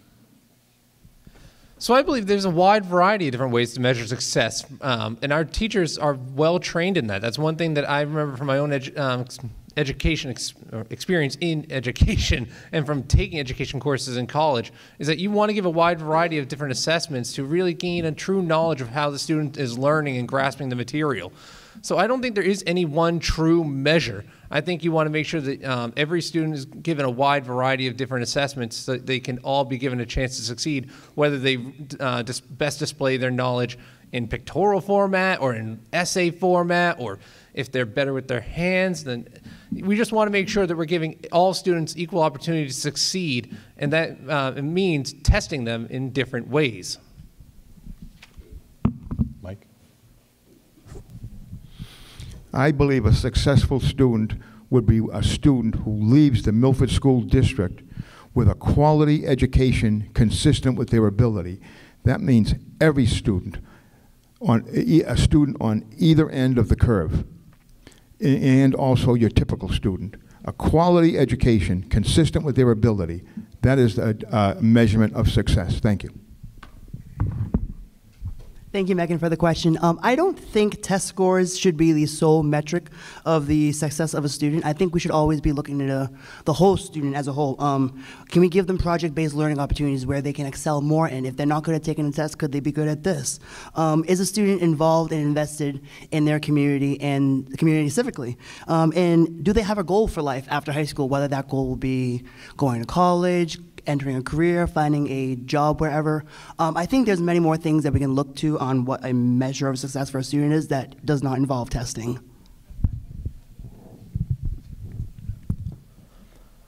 I'd say you could measure the success through gainful employment, whether it be gainful employment or going to college and then receiving gainful employment after that. I think that's the biggest metric, how we can measure the success of the students coming out of the school district. And it doesn't have to be college. Some kids can go into the armed forces, start their own business, do a trade. All of that counts. And I think that's how we should measure the success of the students at the end of the day. Like if we're talking cross-district, and I think we do have a quantitative component associated with that, where I think test scores do matter, whether it's individual or standardized, and we've been working diligently on metricing all of that. However, I also feel there's a qualitative component associated with it, an SEL component, a happiness component, and I feel like a strong emotional base is necessary for kids to both learn and enjoy the educational environment from K through 12. And then I think our job is to prepare them for life after high school. Whether they go on to the college, whether they go into the military, whether they go into the workforce, our job is to give them the best path forward. Thank you. Last question from the audience.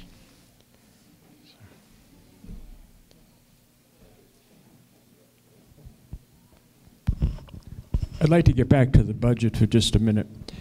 The gentleman over there said it's roughly $60 million. First of all, that's the biggest part of the town budget. I don't know if you all realize up there that that's it. Being a taxpayer in town, I do. Growth of the school system here in town. You're talking 5 years to 7 years, possibly a new high school. Stacy Middle School will need to be redone or rebuilt for a new middle school. The current Woodland School that's brand new is at capacity. We're talking 2 new apartment complexes coming into town, which is going to add growth into the school system.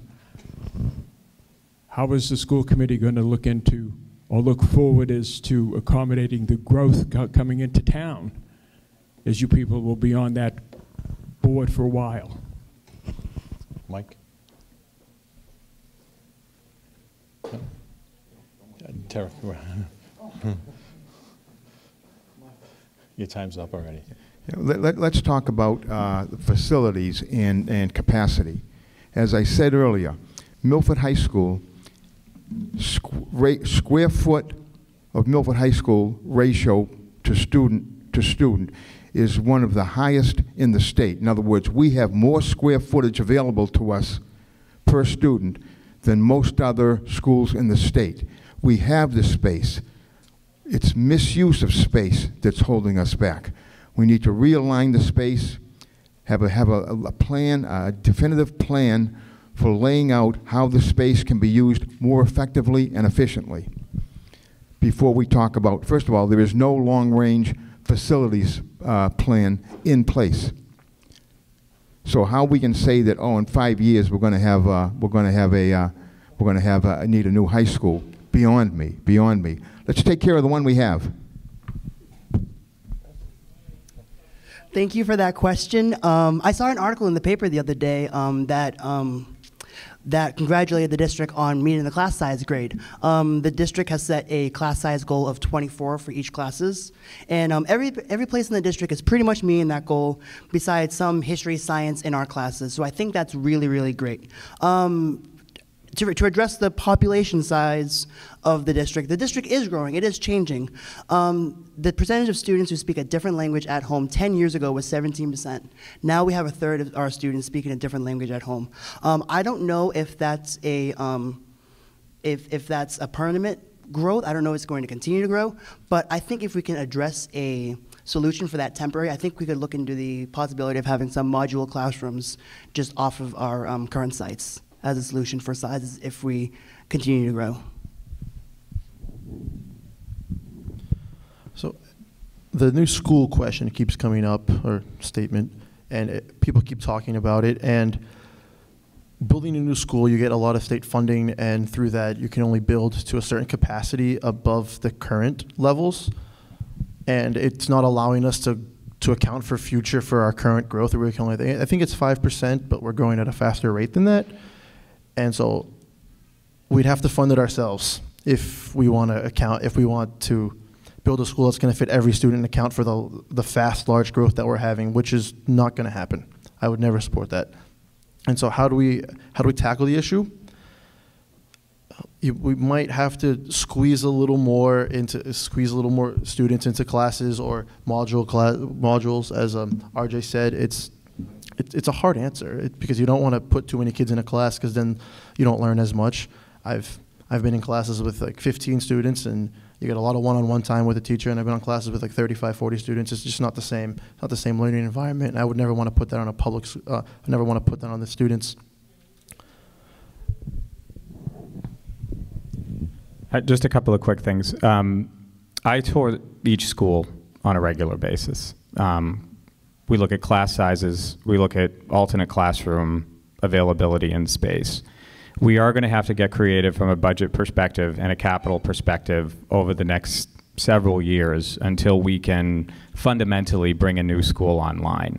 That's going to be a collaborative effort with the FinCom that's in association with other spend that's going to be associated with town. Although we do have a $60 million budget, which is often thrown about on a regular basis, the operating budget is really in the 40s.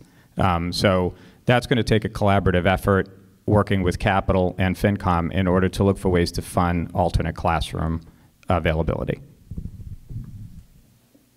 I would like to begin answering your question by refuting the assertion that there isn't a long-term facilities plan. I requested it from Dr. McIntyre just the other night. I have it on my computer at home right now.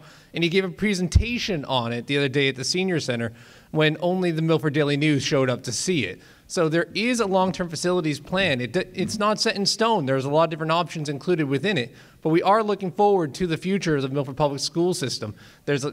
We could be building one high school. We could be building a compound high school, middle school. These are decisions that we need to make as a community. But we're in the process of having those discussions. And I know last year when they started having this talk, they used a company called NESDEC to do a study on our facilities. I've worked with that company in Sudbury. One of the things they do is an enrollment projection. That was part of the presentation they gave. And as part of that enrollment projection, you include information on new apartment complexes and new residential spaces coming online in your community. So that's part of the data that's going into the process of developing the next stage of Milford Public Schools. And I want to encourage everyone to attend the presentations by Dr. McIntyre over the next few weeks. They're being given in multiple languages, and the English is on the 25th, I believe, if that's your choice. I know I'll be there to hear what he has to say in person, but I'm impressed by what I've seen in PowerPoint. Let's thank the candidates for the school committee for their time here tonight.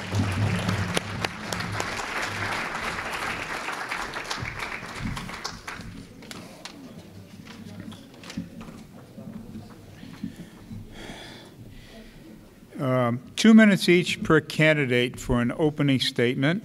Amy, would you like to start, please? Thank you very much, Steve. First of all, I'd like to say thank you to Citizens for Milford for having this forum. I want to introduce myself. My name is Amy Clifford, and I'm running for Board of Selectmen. I'm a longtime resident of the area. I grew up in Medway and also in Hopkinton. And I've lived in Milford for 5 years, from 2008 to 2013. Then I was away for 5 years, and I moved back last year. A little bit more about me is I'm a lawyer, I'm a mother, I'm a homeowner, and I'm a former member of town meeting. I'm running because I believe the Board of Selectmen needs a fresh voice in town. And also, I believe that I represent the common sense majority of folks in Milford. I have a vision of a vibrant community in Milford with a Board of Selectmen that works for all of the members of Milford. I will work hard to seek solutions to our peak hour traffic problems. I also support transparency in government and integrity on our town boards. I'd like to let you folks know, because I'm sure we'll run out of time for questions and other people want to know more, that I'm hosting an event at Craft Roots on March 25th. They're going to be open on a Monday. So if you'd like to please come from 5 to 7, we can talk more, and you can come and get to know me. Lastly, I ask for your support on April 2nd, so please come out and vote. Thank you very much. Amy, Mike?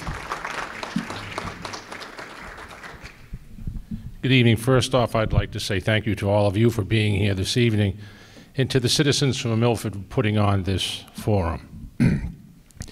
Most of you know who I am. I've served in this town for many, many years, but my name is Mike Walsh. I'm the current chairman of the Board of Selectmen here in Milford. I did 9 years on the Milford School Committee. I served 2 years as chairman there. I served on the Milford Youth Commission. For 9 years, I served as chairman there. I was involved in the Armory Renovation Committee, renovating the Armory, a building that was known in town that we didn't need. We had 250 children in that building yesterday after school. I served on the school board at Milford Catholic for 28 years in various different positions in this town. As you saw in my article that came out last week, I made a very clear statement. I'm not the type of person that criticizes from the sideline. I get involved. And one of the things that I want to say tonight is the reason that right now is not a good time for change is, as everybody knows, we're in the process of purchasing the Milford Water Company. We had a deal worked out with the Milford Water Company. We were going to pay $63 million for that company. We went to town meeting and got town meeting to support $63 million. The negotiations fell apart. We hired a consulting company. They hired a consulting company. Our consultants came back and said the Milford Water Company was worth $45 million. And their consultants came back and said it's worth $158 million. Miles apart. And that's just one example of why right now is not the time to make change on the Board of Selectmen, because you have selectmen that have served there long enough that understand big concerns like this and have the knowledge to get the town through them. We have a lot of money invested just in that one project that we can't walk away from it. We have to continue to work. So I ask for your support. Thank you. Thank you, Mike.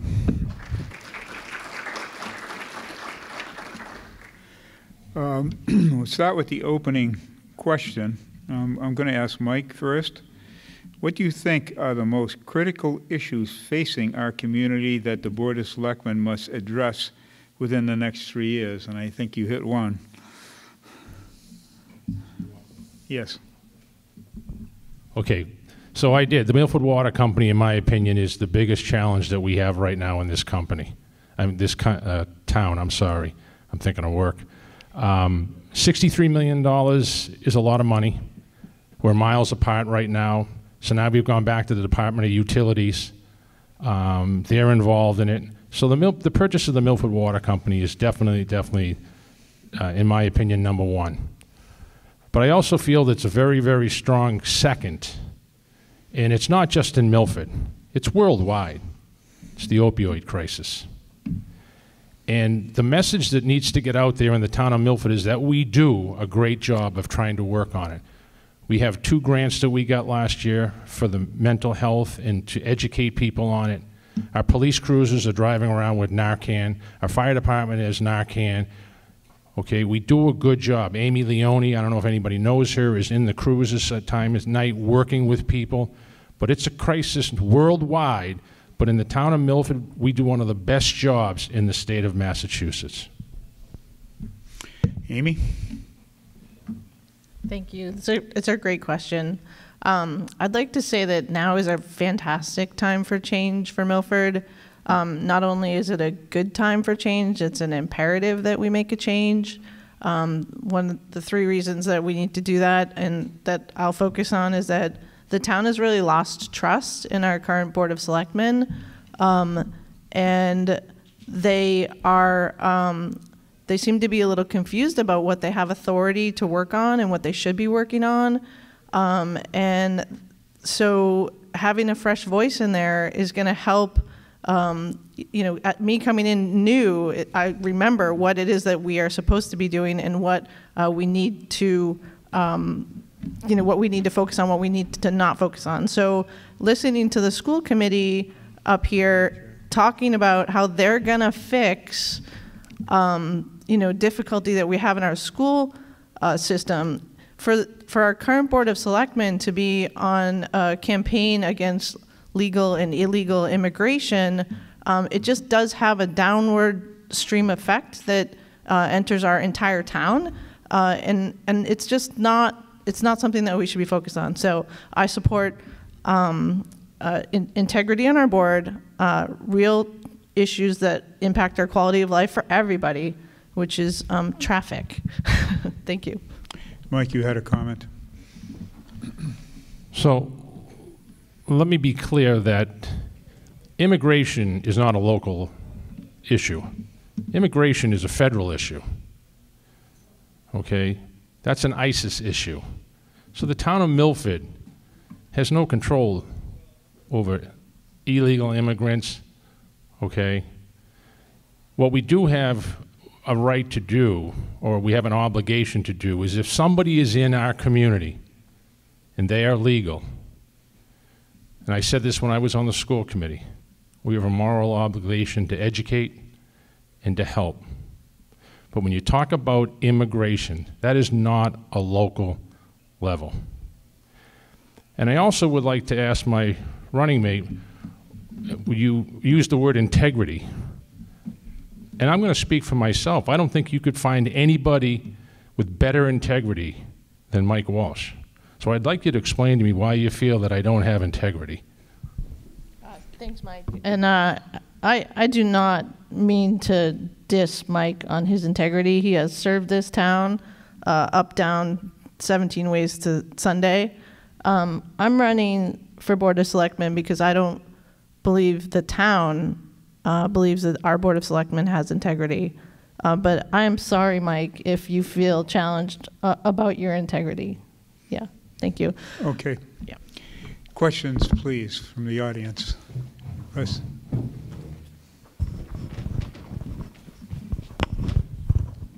Right here, Amy. Thank you. Mr. Walsh, you and still are a strong proponent of purchasing the Milford Water Company and bringing it under the control of the town. And you said that if we did that, or the reason we should do that is because under your control, we would have more water and higher quality water, and you would be, our water supply would be much better protected if it was under your control. False statement, sir. I never said that. Some of the statements that I've made about buying the Milford Water Company are, presently there are 2 wells that are not running right now with the Milford Water Company, and they can be repaired for very inexpensively. They choose not to do it. What I have said, and I use as an example, if you call the Milford Water Company right now at 5 minutes of 5 on a Friday night and you have brown water, odor in your water, or you have no water, chances are you may not get anybody to your home until Monday. The town of Milford purchases the Milford Water Company. It becomes just like the Milford Sewer Commission, which runs very successful. Has 3 commissioners that run it, okay? What'll happen is, if you feel that you're not getting the service you need, and this is just one example of the benefit of owning the Milford Water Company, and you call me as a member of the Board of Selectmen and say, I'm on Highland Street and I have brown water. Trust me when I say this to you, I'm going to get a hold of the water commissioners and I'm going to say, I want you to meet me there in a half hour, because it's going to be unacceptable for you to go without water. And that's just one of the examples that's happening right now. Mike. Misunderstood the question. He didn't let me ask the question. Well, wait a second. You asked the question. I want Amy to have an opportunity to respond to that. I'm sorry, Steve. I did not ask the question. Okay. I didn't finish asking the question. Yeah. So you have a second? Well, Okay. What I was referring to, Mr. Walsh, was not what you said in the past week. What I was referring to was what you said at town meeting to all the town meeting members to get them to vote to buy the water company. And I'll show you the tapes from town meeting if you like. You said we would be much more able to control and protect the water supply to the Milford residents and have more water and higher quality water. Having said that, at the last selectmen's meeting, you seriously considered selling off parcels of town-owned land that are part of our watershed and that enter into our drinking water for the sake of a couple $100s a year in taxes. And I'm wondering, how is that consistent with your previous statements at town meeting that having the Milford Water Company under your control, we would have much better water? Thank you. Okay, well, you didn't listen to the first answer that I gave you. So the first answer was the wells at the water company and the management of the water company. That's how we would increase what's going on at the Milford Water Company. Yes, I was in favor of selling that land that has had no use to the town of Milford for years until the town engineer came forward with the maps and showed us that it was a watershed. We did not know that originally, Mike, but you don't know that. You don't know that. Okay, now we do know that. Now, can I finish? No. The land's been sitting there for years, Mike. It's never, ever going to be used. You got somebody up there trying to develop it right now that wanted to purchase it, and I understand it's only $280 a year in taxes or whatever it was. Well, what will it be if it ever got developed? Okay? But the curveball came, Mike, was when we found out that it was on a watershed. Okay? That changes the whole theme of it. And that's what we're looking at now.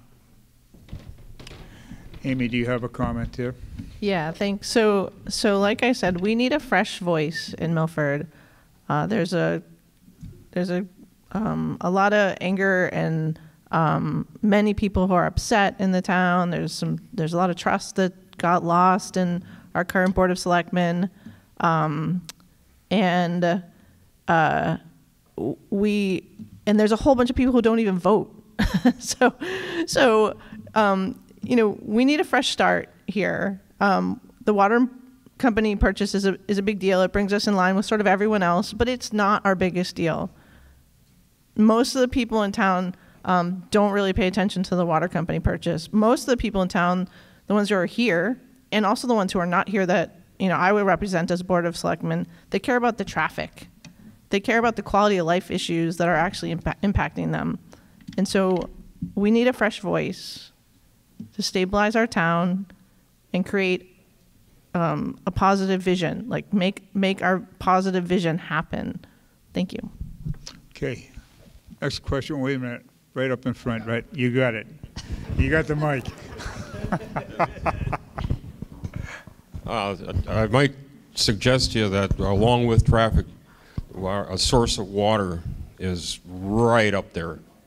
It's almost, if I can't flush to John, I don't give a damn about the traffic. That's not what. Well, I want to. Yeah. I have to. From a question for either or both of you, what's your posture on Milford Hospital being like the industry of Milford, the medical profession that the Milford Hospital Group brings to Milford? What do you think the town and we as taxpayers should be doing to foster, whatever the hospital needs or whatever we need to do to further that, activity? Amy, you go first. The Milford Hospital is a treasure. Sometimes we might take it for granted. They play also a very important role in town. They participate in town. If we want to start focusing on what Milford looks like in the future, we look to the relationship between the hospital and the town, and we say that's going great. And how do we make how do we make that happen in other areas? So that's how I focus on recognizing what we have that's going great, and how to make more of it. Mike? Milford Hospital and the town of Milford work very, very closely together. Fortunately or unfortunately, if you drive by, many times you see cruisers going in there during the daytime. You see Rescue 1 going in there during the daytime. You see multiple ambulances going in there all the time. So the town has a real good relationship with Milford Hospital. One of the concerns that they have right now at Milford Hospital is, as you know, they built that great big wing, put 80 emergency rooms in the emergency room so that nobody would be in the corridor anymore. Well, there's still people in the corridor. That's how busy that hospital is. And we're working very closely with them right now because we're in the process, that whole intersection is going to get redone. And we've had meetings, very open meetings with our engineering department and our building department, with representatives from the hospital, the impact that that's going to be, people from the state, the impact that the reconstruction of that intersection, of that traffic light, and I've seen it. It's major. It's major. How is it going to affect ambulances that are coming in and things like that? So we work very, very closely together, and we should support the hospital. Another question, please. Right here.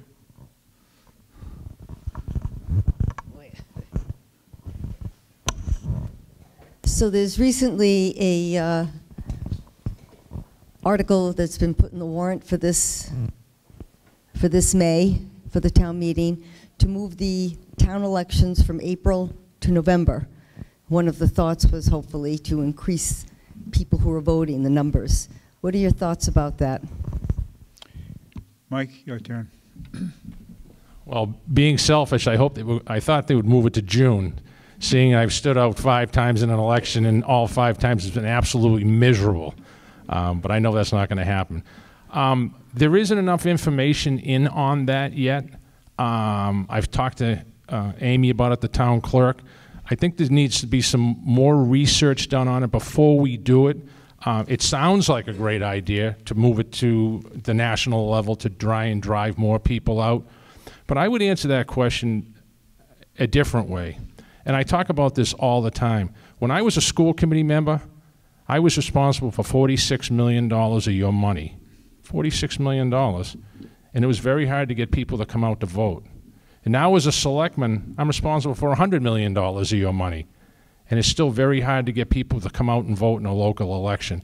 I can't figure that out in my head. But yet, when we decide to vote to put somebody in Washington, the vote count comes up. And that person really, truly, on a daily basis, doesn't have any impact on our lives. It doesn't make any sense to me. But I think we are looking into it.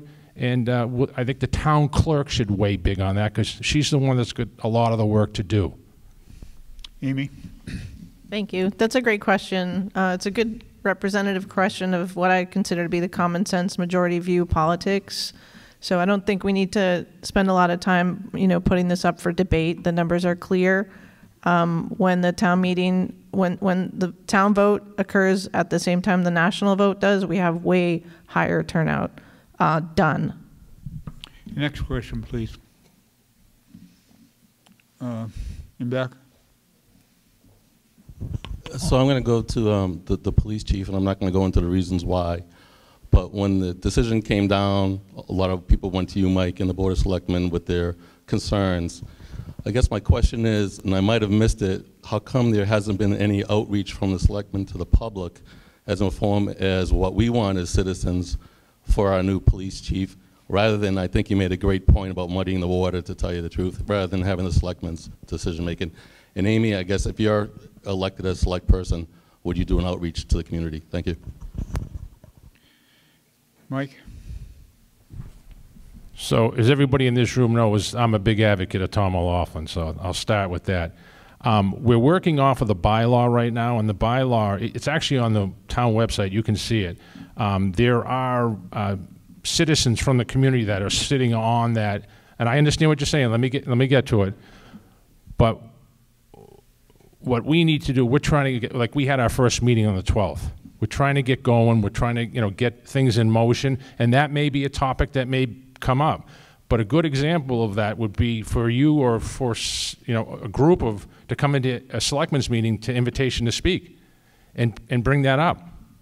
That's how I would perceive it. I am the representative from the Board of Selectmen on the Police Chief Search Committee.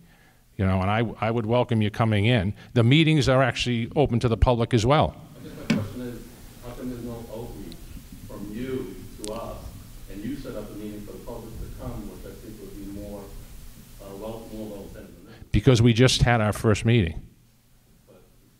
I mean, this is going to be a long process. This isn't going to be something that's done in 3-4 months. This is going to be a long process. Well, are you committed to reaching out to the public then? Absolutely. Yeah. Yeah, that's not a problem. But like I said, we just started. Just got started. Amy? Thank you. I think the whole Chief O'Laughlin issue is a good example of why we need a fresh voice on the Board of Selectmen. Everybody in town's confused about why we had to get rid of this chief and then make a big deal out of getting a new chief. And, it's just not what we really should be focused on. We need to focus on things that are impacting the quality of life of the people that are here. We don't need to create problems that we didn't need to create.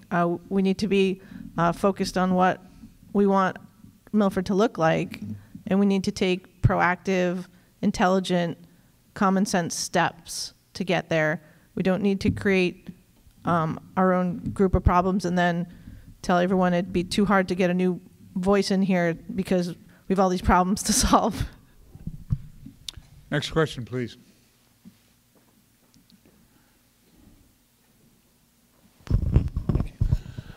This question is for Mike.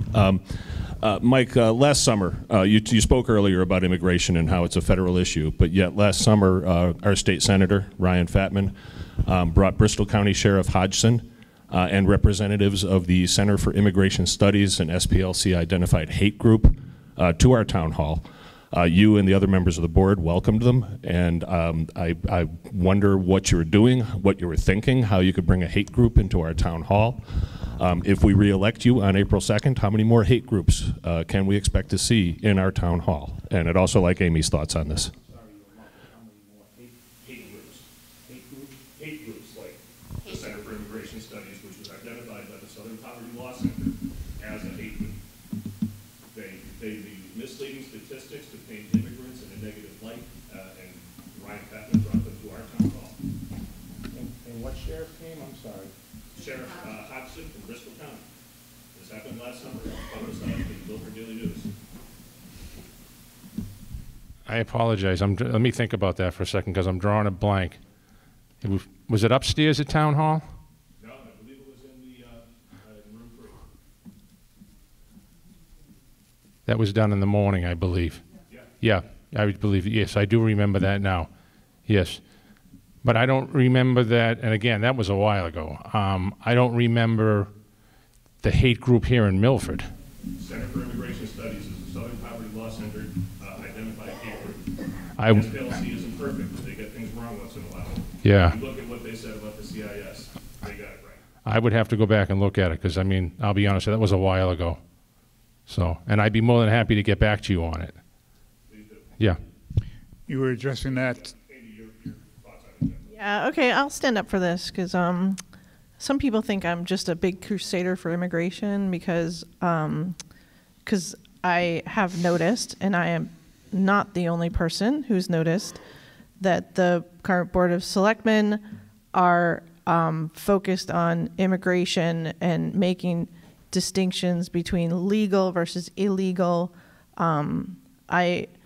I find that problematic because, number one, they have no authority. This is I mean, Mike said it himself. He said it's a national issue, and now he can't remember standing up with Fatman and some other folks. And I did say that he had high integrity, but I do find that a little bit disingenuous because at the beginning of this campaign, Mike had no problems talking about the distinctions between legal and illegal and how, this was a big deal and how, so it was very upfront and out there, the way that Mike and the other board members thought about immigration. So number one, I don't like that because they can't do anything about it. Immigration is a national issue, and if our town selectmen are working on creating distinctions and problems, like, it's just not what they should be doing. They should be working on things that affect the quality of life for us. And then secondly, if they are doing that, that means they're not doing the things we want them to, which is the traffic issue, right? So, and then lastly, if they are making public statements like that as our public officials, it has a downstream effect. It's bad for our town. Like, if we as residents of Milford can't see the connection between this misguided attempts to legislate something that we can't legislate, back all the way through to like how our schools are performing, like, most people can see these impacts. So I had to stand up and just address that. So I definitely appreciate your question. Thank you very much. Mike, do you have a response to this? What I said was, I remember the morning that I was with Senator Fatman. I don't remember the comment about the hate group. I'm sorry about that, and I will definitely get back to you about that. It's in the Milford Daily News article. Yeah, I will get back to you. There were a lot of people there that morning. And Amy, you keep bringing up traffic. Traffic was studied in the town of Milford over 25 years ago, and it continually is looked at, and nobody can come up with a solution. They were going to put a bypass road over where the big Y is now, running all the way down, which is now the bike path. So you can't put it there, okay? We know for a fact the number of cars that are coming eastbound on 16 in the morning from people coming out of Uxbridge and Mendon and Douglas, and the same thing coming home at night. But it really is something that the police chief and the town engineer, they have to bring a plan, some kind of a plan to the Board of Selectmen that we can work on. That's how that has to be done. Okay. So Next question, please. Can I comment to that? Briefly. Yeah, super briefly. I just don't think we can have a Board of Selectmen that go like, nothing can be done about traffic. So I'm going to work on traffic. I'm going to talk to, state officials. It's something that we need to be working on. Our Board of Selectmen cannot shrug their shoulders at traffic. Thank you. Right here in the front, please. This is for Amy. First of all, I disagree with traffic being the #1 quality of life here in Milford. Were you in town when we had the water issue, when the water tank up on Congress Street went bad, and I had no water, and my wife was running an in-home daycare? Were you in town that year? That summer? I don't know. You don't know whether you were in town, whether you were a resident of Milford at the time? Yeah, I don't know that. Well, that's a quality of life issue. You better go research it. Okay. Over here. Rosemary. This question's for Mike. Something occurred to me when you were talking earlier about the water company. And so originally, we were going to buy the water company for $65 million. Is that it, correct? 63. And then, so all the work went into getting the town to agree, and so it was moving on that, and everything was looking good. And then the water company decided they wanted $155 million. Is that correct, or in around there, or something like that? 158, and we hired a consulting group, and they did. And then the consulting group said that it was worth 45. Is that correct? What was the original engineering consulting group assessment of the water company prior to the offer of 65 million? That's one part of the question. The other part of the question is with the watershed.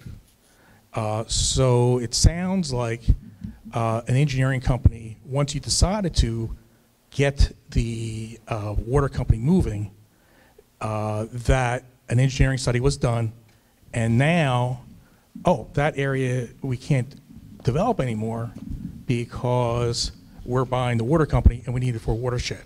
Do I have this correct? I might have it out of line. So I'm really asking a question to clarify in my head, what the chronology is, and also why wasn't a study done before the offer for $65 million was made? Why wasn't a study done for what the real cost was? Why wasn't a study done about the watershed before the $65 million? Answer that question 3 different ways, because you really asked me 3 different questions. So the water company, the original purchase price of the water company for $63 million was done by an outside firm, and that's where that number came from. It was agreed to in Boston with the town attorney and their attorneys that we would pay up to $63 million for the water company, and that's why we went to town meeting and appropriated to $63 million. What happened was, as I said earlier, the negotiations broke down. It was going to be a stock trade, and then it was going to be a straight purchase trade, and the rates had to get set, and that's when the negotiations fell down. So we hired our own consultant company. They hired theirs to see if we could get back to the table. What happened was ours came in and said it was only worth $45 million. Theirs came in and said it was worth $158 million. So that's how that whole thing, and now we're negotiating through that, through the Department of Public Utilities. The watershed that I'm speaking of, and I hope you are, is the one that's up where the gentleman is blasting the rock where the casino was going to go, okay? That land was sitting there, nobody was using, barren it. The gentleman that's blasting the rock made an offer to the town to purchase it. Nobody had done anything. We still have his check at Town Hall. We haven't cashed it because we haven't come into an agreement with him, okay? But what happened was once that process started, Larry Duncan, the town engineer, got involved, and that's when all the maps started coming out about the watershed that was up there. I didn't know it prior, and I know my fellow board members didn't, but now we know that it's a big watershed area, and that's changed the whole course of it right now.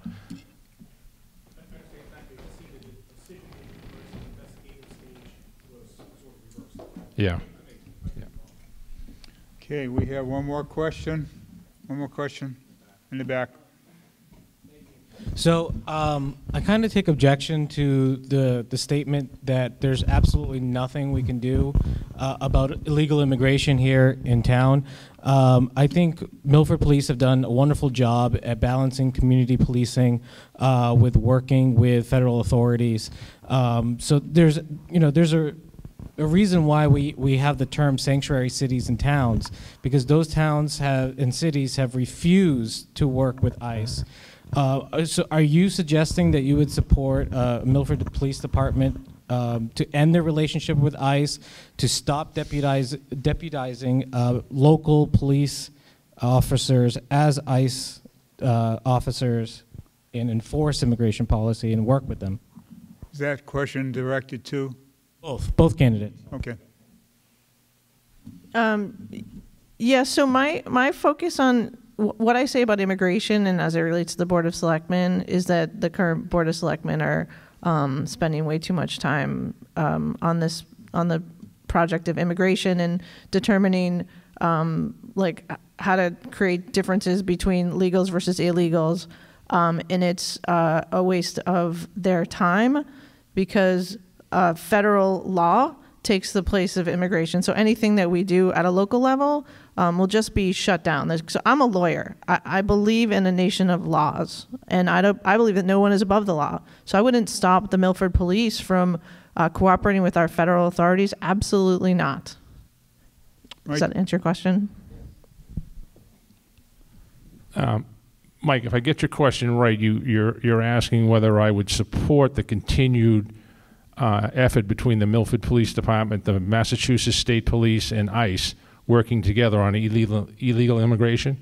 Absolutely, absolutely. But it shouldn't be the sole force of the Milford Police Department.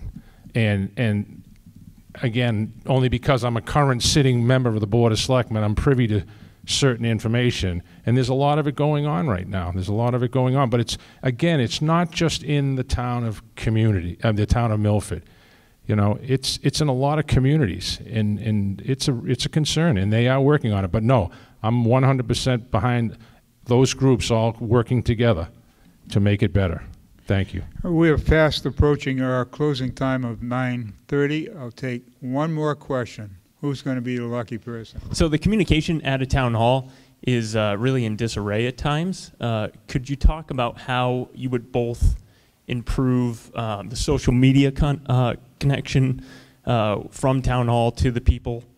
I think there's, it's a necessary evil, social media, but I think there's some ways that Milford could improve upon that. So I just would like to see how you both would have an idea about improving social media. I'm sorry, Rob, were you saying communication between departments? Just the general government to the people. I know social media is a great way to connect to a larger group of people at one time, and I just feel like the town doesn't really do a good job of, there's no current, like other towns I see in surrounding areas, regardless of their demographics or budget or whatever, are using social media. It's a free service. It's a great way to get people involved in community events, notify people when meetings are happening. I see a lot of scheduling problems on the town website, on the calendar. A lot of the meetings aren't posted properly. Sometimes they're in violation of open meeting law. So, okay, we get it. Yep. Is that to both? Yep, it's to both. Okay. Amy, you go first. Sure. Thanks, Rob. What a great question. This is something that I definitely feel is imperative that we make an impact in this, because we really need to get more people involved. Most of our country spends a lot of time every day worried about politics at the national level.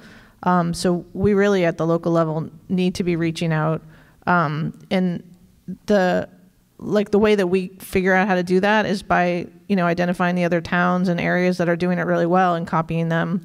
I spent about a year or so in Canada those people really know how to communicate effectively over social media.